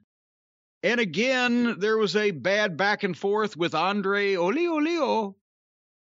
And this was really bad. This is really, really bad. I can't believe they're in a stairwell again. It's like the third week in a row. Nothing's happening. You don't care about any of these people. They're all talking to each other. You don't even know what the fuck they're talking about. And then it was Andrade thought Matt Hardy was going to get Darby Allin for him. So now they're going to drag Darby and Sting into this.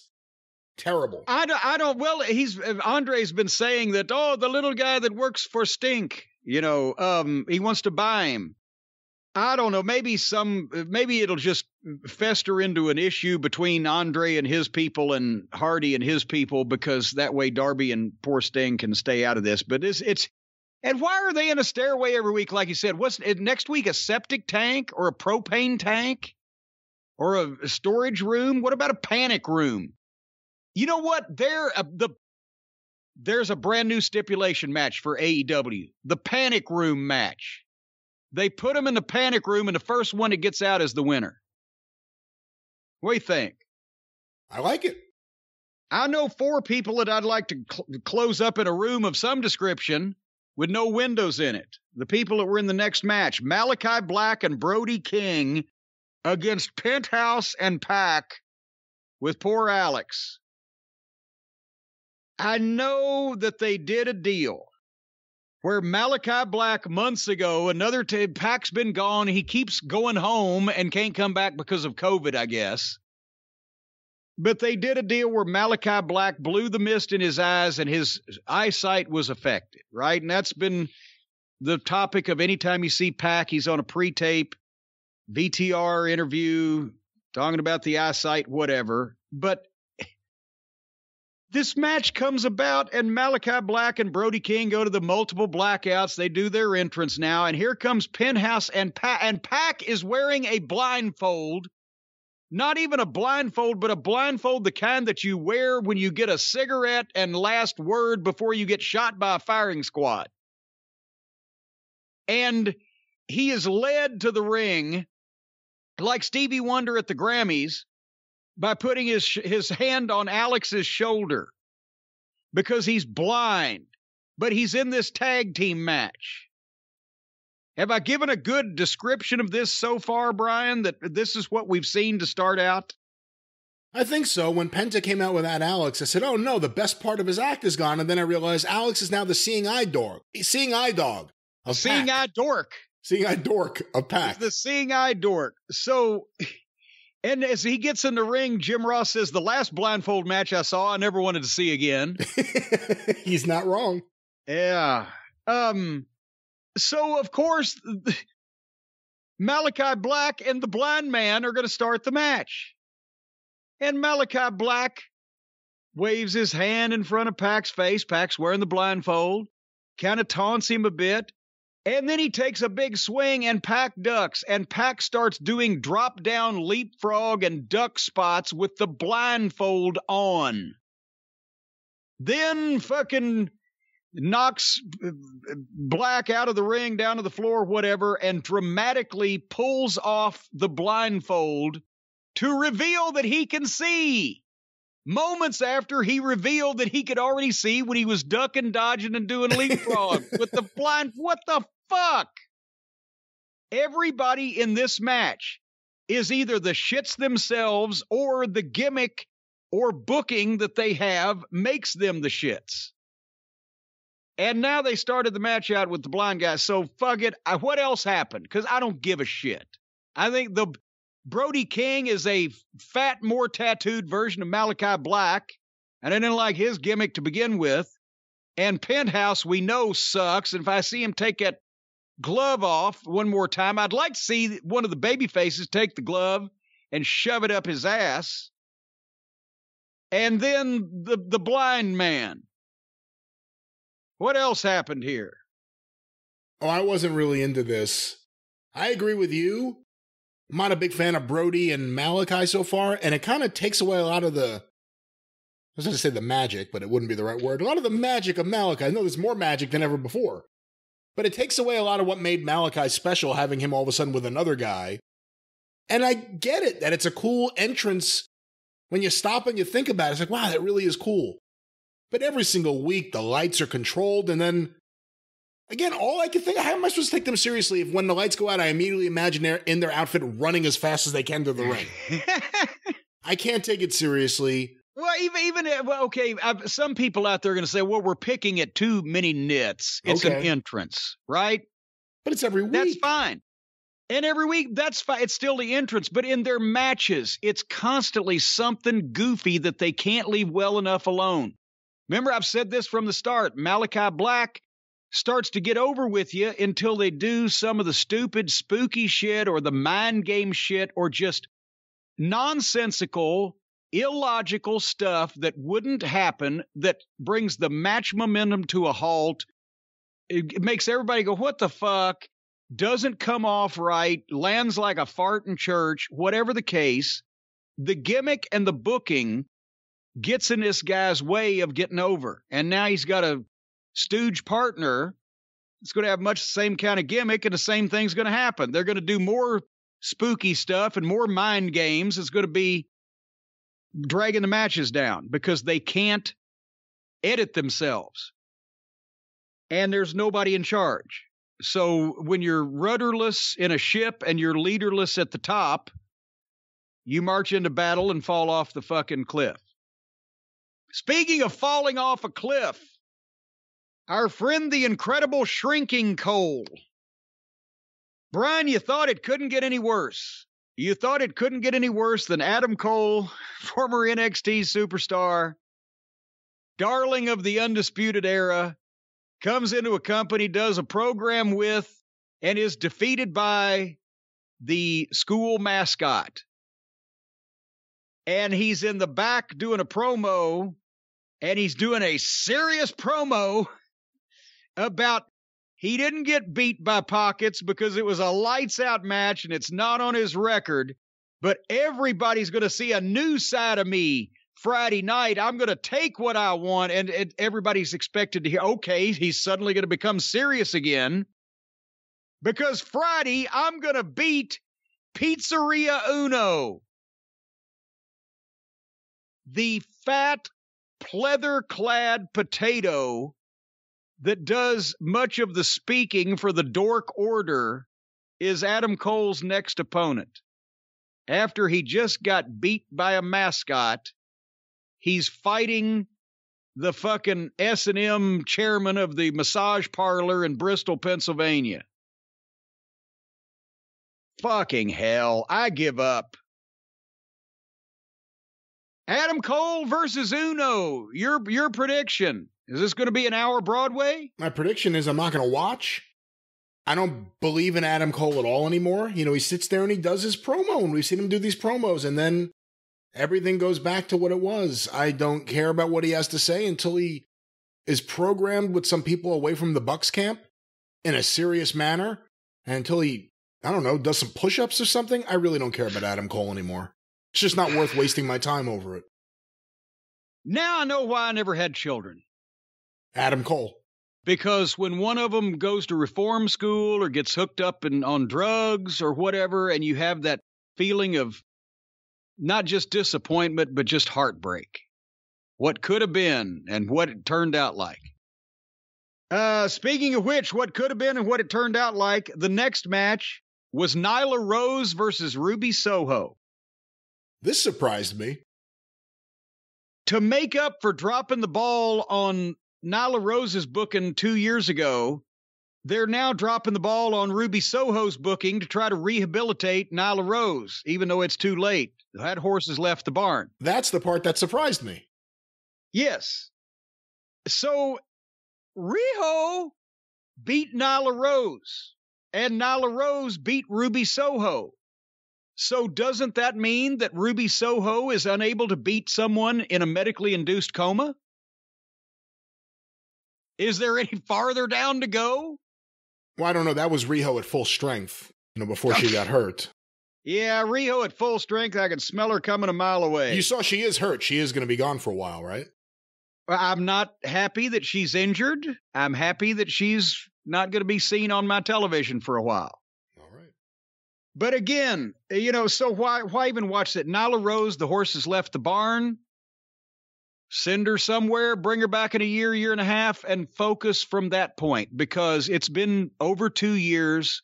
She's been beaten by tiny little minute Japanese schoolgirls. She's been a babyface. She's been a heel. She's had Vicky Guerrero. Vicky's done nothing but screech. And now Ruby Soho, who came in with all the goodwill in the world and people wanting to like her. You can't mean to tell me that an audible shouldn't have been called to where Ruby Soho won the TBS title tournament by not by fucking, she's a babyface, but by foiling a fuck by Mark Sterling on the part of Jane Cargill, put the belt on Ruby Soho, have Jane Cargill then fucking drop Ruby Soho and have her carted out, and start a program to where Ruby Soho now has to defend her newly won championship against this bigger, stronger, treacherous girl with a devious manager in her corner. But instead we had more Riho and a bunch of goddamn Japanese schoolgirls impersonating fucking English rock stars, and then Ruby Soho got lost in the shuffle because she didn't win anything when the people were ready to like her. So then, Billy and the Ass Boys were in the back of the arena, and they've got a camera. Because, of course, they've got a camera and a cameraman, and they say, hey, shoot this. Everybody's going to want to see this. Now, then, hold on, can I stop you? Go ahead. Please, because 10 feet away. No, that's not true. If he was 5 feet away, I would be surprised. Okay. That's what I was going to say. We've seen this before where someone commandeers a camera and says, okay, follow me. I'm going to do something nefarious. And then you got to follow them because they go somewhere. Right. Have you ever seen the target? Have you ever seen it before where the guy commandeers the camera and the guy's literally right next to the cameraman? And now I know Jungle Boy plays a lot of games on his phone, and he pays a lot of attention to his phone, and he looks down all the time because he has no goddamn backbone or no spirit, no spunk. And he's just a mealy, mumbly mouth kid that doesn't want to fucking bother anybody or alert anybody to his presence.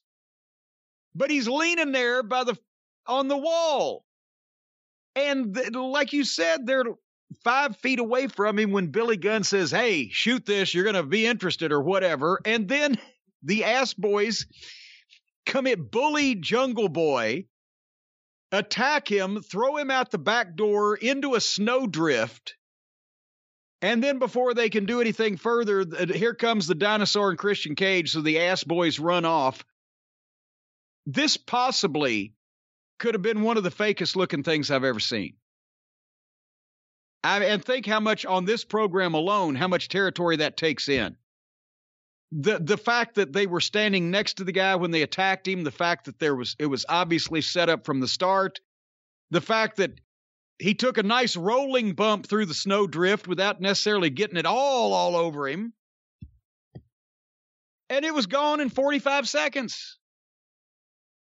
Just why, if you had put a graphic up that said this shit is fake in capital letters, it wouldn't slap you in the face any harder.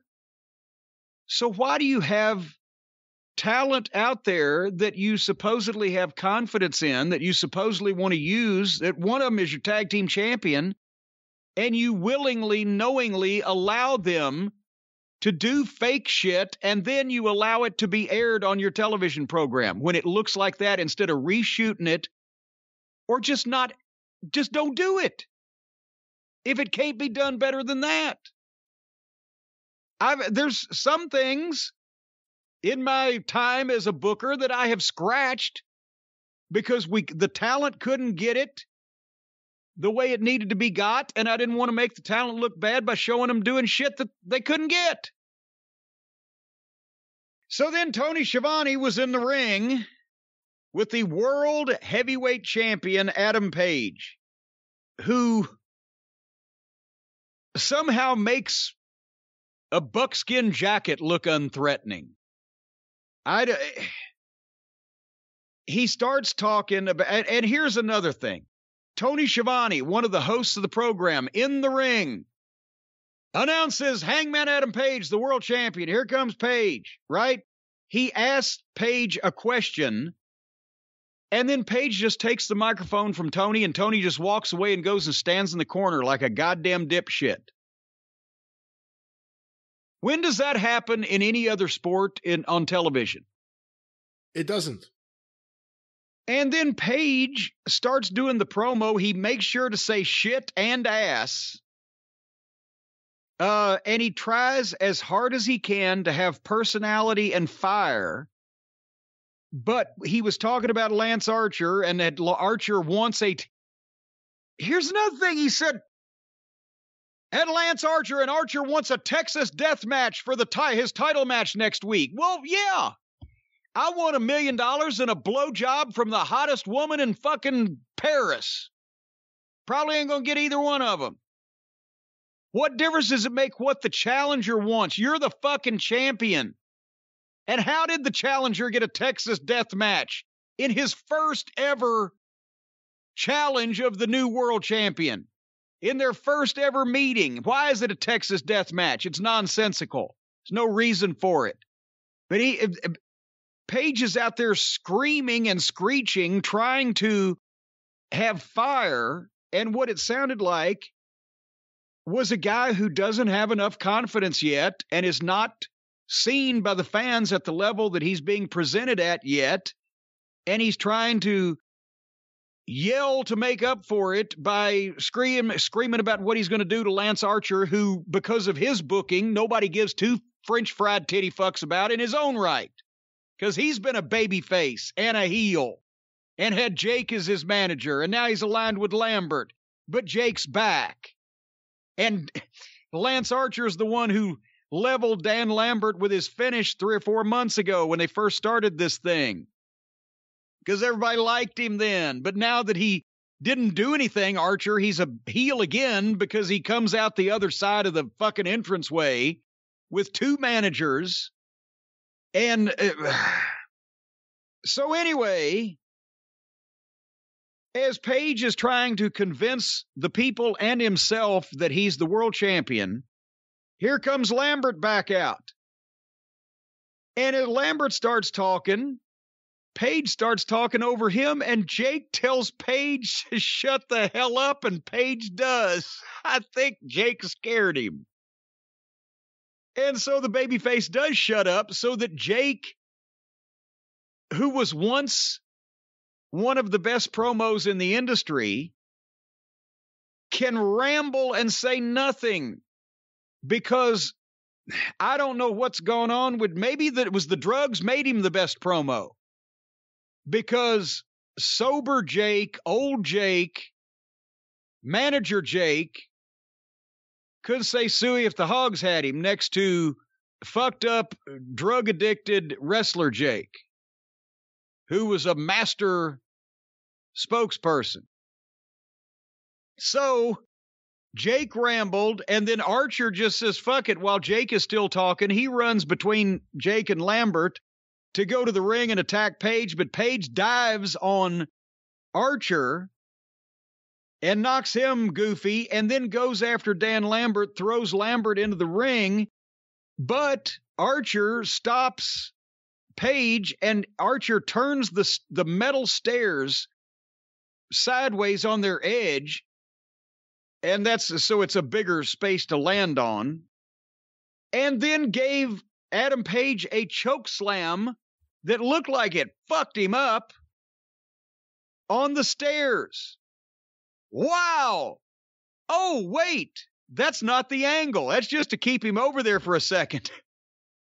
Then he picked him up and gave Page his finish through a fucking table. Another table.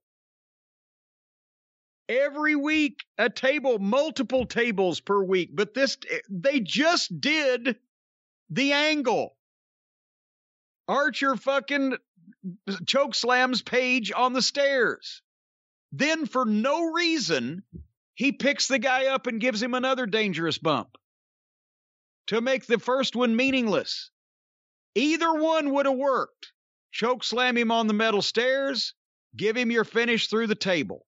Both of them together just means that there's a bunch of stupid people doing stupid shit that they don't need to be doing, that's damaging their bodies, that is not going to register, and a bunch of other stupid people that are either letting them do it because they don't know any better, or they just don't give a shit to make the argument and hear all the reasons why that they don't know what they're talking about when they probably do. This was fucking rotten. And then, to top it all off, the only other offense that I didn't see anywhere else on the whole program that I would have chewed people out in wrestling school for, after he does two angles with the world champion, old Lance Archer, he choke slams him on the stairs, then he fucking gives him his finish through the table, then he takes the microphone, stands over Page, and cuts a promo talking directly into the camera, not at the guy that he's just beat up that's laying on the floor at his feet. Which, of course, immediately makes the promo phony. Everybody I've ever dealt with in wrestling school heard that from the very beginning, but apparently there are no more wrestling schools. Are there no wrestling schools? No workhouses? So he cuts a promo looking into the camera instead of the guy he's mad at his feet. So that automatically explains to you that this is fake and nobody means anything. Your thoughts on this multiple angle situation? I didn't have too many thoughts because it was a complete waste of time, but that kind of is the big point. Is they had a big match that I was really looking forward to, and they poured so much garbage into that show before we got to that match that I was kind of not in the mood for the match when it started. I got to be honest with you. I stopped here and came back much later to have a fresher state of mind to go into what I actually wanted to see because of the dreck that had been foisted off on us. So, although I did see right before I took a break, Jericho alone in the back. Now he's got a new gimmick. Remember, he was the Painmaker. He was Y2J. He's got a new gimmick every season. He comes out with a brand new menu. Now he's going to be the influencer. Because, that's what they call all the young folks on the Twitter machine and out on the social media, Brian. They call them influencers. Because they don't have any other title for them, because they don't know what else they're fucking doing. Because they have no marked talent or noticeable appeal. They just do shit and influence other weak-minded people to do the same thing. So now Jericho wants to be the influencer. I guess because GFY didn't work out too well for him when Moxley pulled that rug out from under his feet. Do you think Moxley knew about the trademark? He's just come out of rehab, and it was an off-the-cuff remark. Do you think he knew about the trademark and he knew he was cutting Jericho's nuts off, or was it just a serendipitous accident? I don't believe he purposely cut Jericho's nuts off, although I could be wrong, but I do believe he knew about the trademark. Woo! All righty then.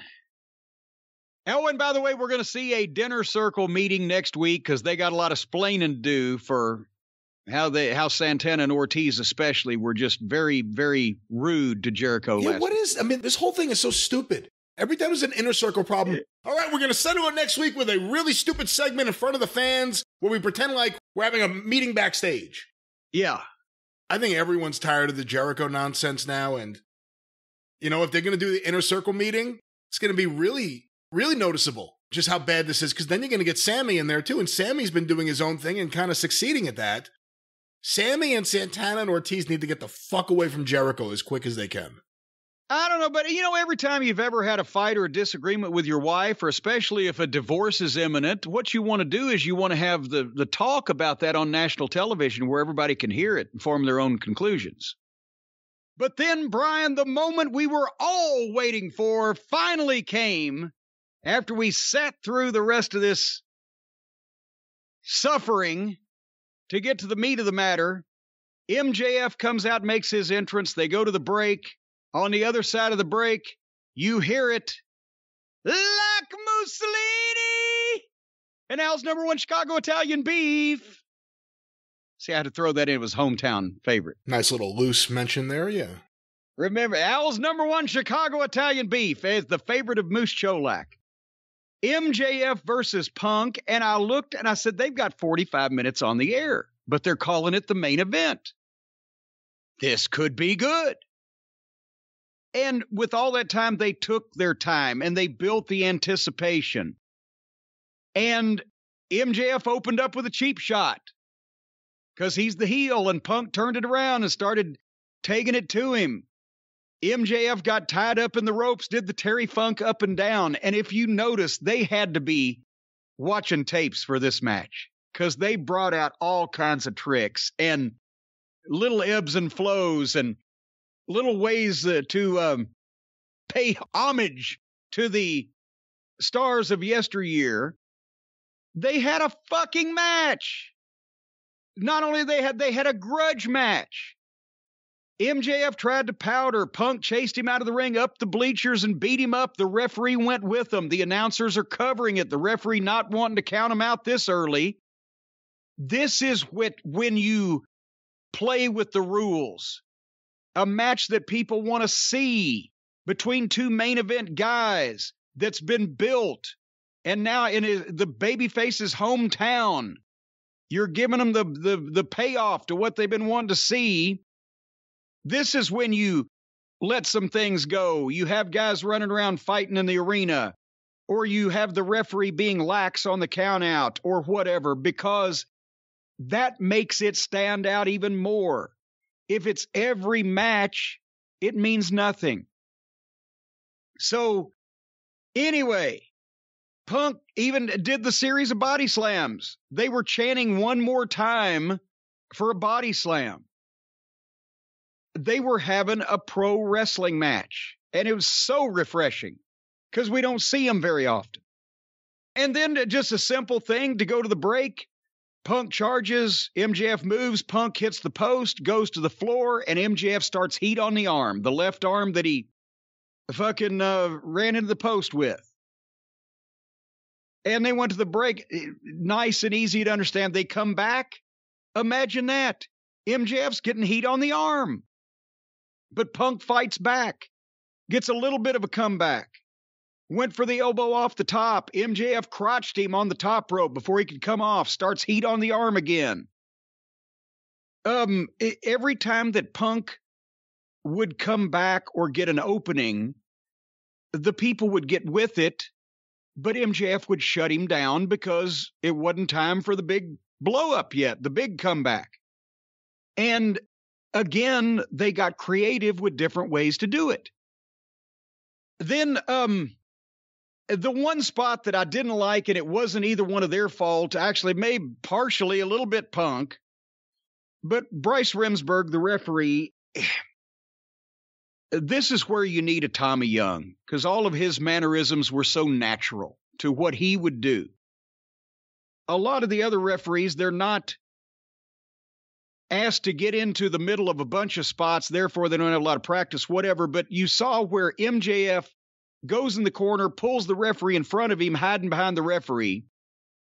Punk pulls the referee out, puts his arm around him to walk him out in the middle, like, let me take care of this, and turns around, and MJF actually didn't turn around. As he's walking the referee out, MJF took tape from around his wrist and slipped it over Punk's neck.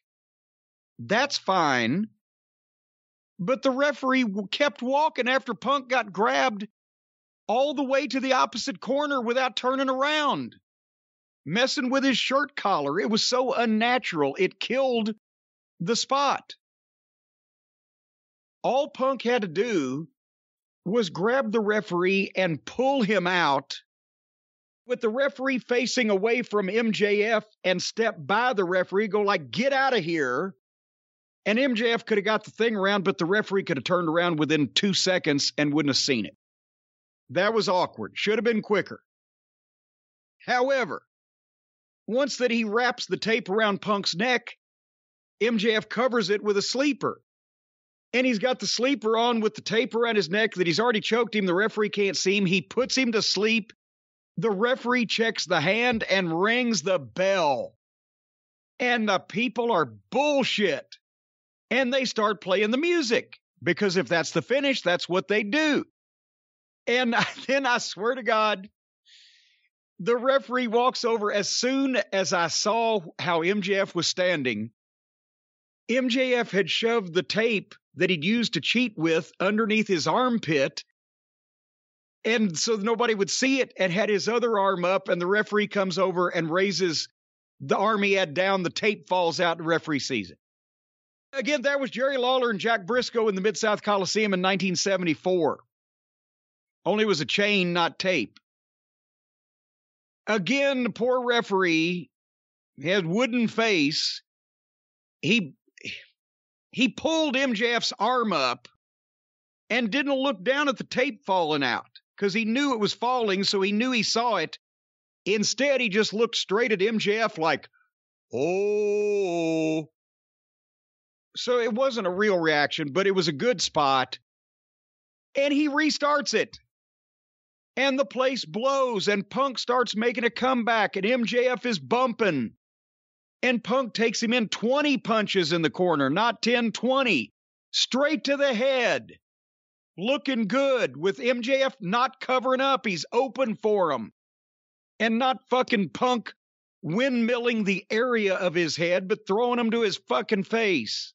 And the people counting. We went back in time to when this shit was actually watchable. So, again, Punk goes for the Scorpion. MJF kicks him off, and he takes a bump to the floor and re-injures his arm, and they go to the break. And they come back, and MJF's getting heat on him again. But Punk foiled the heat seeker pile driver gimmick, hits a springboard clothesline, but he's still selling his left arm. And then Punk hits the dive to the floor on MJF, but comes down on his knee and hurts his knee. And they're both selling. Punk tosses MJF in, but he's limping. So MJF takes back over. Punk comes out and gets an STF, but he can't hold it with his bad arm. And then they got the double bridge this deep in the match. And Punk went for the go to sleep, but when he picked him up, the bad leg gave out. So MJF got an ankle lock. And the people are chanting, this is awesome. Because as we've mentioned, when you give them a wrestling match, they like it. They just don't see a lot of them. And then Punk rolls through and throws MJF to the buckle. They stood and traded. Punk hit that reverse Hurricane Rana. I hate those things. I don't know how people don't break their necks. But they were selling, both were exhausted. Punk can't stand up. MJF is selling his neck now. They almost wiped the referee out, but he ducked out of the way on a roll-up. He ducked out of the way, and MJF mule kicks Punk in the nuts and gets a 2 count. And they go to the break again. Holy shit. And they're coming back. Punk is selling but fighting from underneath. MJF foils a bulldog attempt by biting Punk's finger. And then Punk turns around and bites MJF's head and hit the pedigree, which he calls the Pepsi plunge, off the turnbuckles. But he can't cover because he's selling his bad knee. And then they both reverse tombstones, one backwards and the other backwards. And then Punk drops MJF with a kick, hits the elbow off the top. 2 count, huge pop. This thing is cooking. And then, finally, Punk calls for the go to sleep, but he's still limping. MJF rolls to the floor. Here comes Wardlow. Steps over MJF and gets face to face with Punk, and then steps back like, do whatever the fuck you want. Punk tosses MJF back in, gets in, turns to look at Wardlow, turns back. MJF nails Punk with the Dynamite Diamond Ring, boom, and falls on him 1, 2, 3. Punk's first defeat, and because MJF had won the match that was restarted, nobody expected him to win win again, so everybody was calling mentally in their minds that Punk was going to win the thing, and they swerved him there. The only bad thing, they showed a replay, which I get was set up, obviously. This is what they wanted to do, which showed Wardlow passing the ring while he was face to face with Punk. He passed the ring to MJF on the floor behind his back. The original camera shot didn't see it. Probably by design, it looked like, and this so that they could catch it in the replay. But while that was good, the people in the arena didn't catch it. And when MJF rolled in, he already had the ring on. When he throws the punch, he falls on his stomach, and he put the ring back in his tights under his belly. So the people in the arena, I don't think they ever saw the ring. I think it would have been better if when he was thrown in, he already had the ring. When Punk gets in and looks back at Wardlow, either MJF could have come up with the motion like he's setting the ring good, or after he threw the punch, he could have taken the ring off where they could have seen it and put it in his trunks before he went face down to hide it from the referee. Then the people in the arena would have got it instantly. Otherwise than that, they went 45 minutes with this thing, and I could have watched plenty more because it was fresh. It made sense. They kept things moving. Nothing was out of place. They gave us a little bit of everything. And, what a fucking little roller coaster ride there. So, again, they gave a handful of people that can do marvelous work with any amount of time that they're given. And then the rest of the show, you got to sit through to watch what you want to see. What'd you think? I thought it was really good. Took a while to get there, though. I hated the stuff on the floor at the beginning. I'm not a big fan of that in general, but especially when you start the match with it, not a big fan of that. And I can see that, and that's why I said, if they didn't do it all the time, this is where you're supposed to do it. But the reason why that it looks so normal is because everybody does it. But good match. And like you said, I was surprised that MJF got the victory because you were certainly taught through watching wrestling for years that he was about to get screwed over, or he's about to lose to CM Punk. I shouldn't say screwed over after that, but it didn't happen. You would have thought conventional wisdom was his out was winning the illegal one that was restarted. That was his excuse, his out, his bitch, his gripe. Which is why this was better the way they did it like that. Yeah, I thought it was good. The only, again, the biggest problem for me may have been, I didn't like the beginning of the match. And everything before the match on the show was really bad, or almost everything, to the point where it made me not really in the mood for the match. And that's a shame, because this is one of the biggest matches they've had on free TV in a while. You know, that's why, to be honest with you, I don't know why Punk, Danielson, and a couple of other guys don't get together and go to Tony and just say, Tony, Jesus H. Christ, we are literally hurting ourselves on purpose to get your company over. And we can't do it on a show where you've got all this fucking foolishness with all the various executive vice presidents living out their own mental masturbatory fantasies, and or have, you know, a bunch of indie talent doing not very good shit on the program to either make people tune out before they see us, or like you were, just not in the mood to see it because you've had to sit through so much other horse shit. Somebody at some point is going to have to explain to him, look, these people have been wanting to love your show since day one. They hate the evil empire. They hate Vince McMahon. They hate the WWE.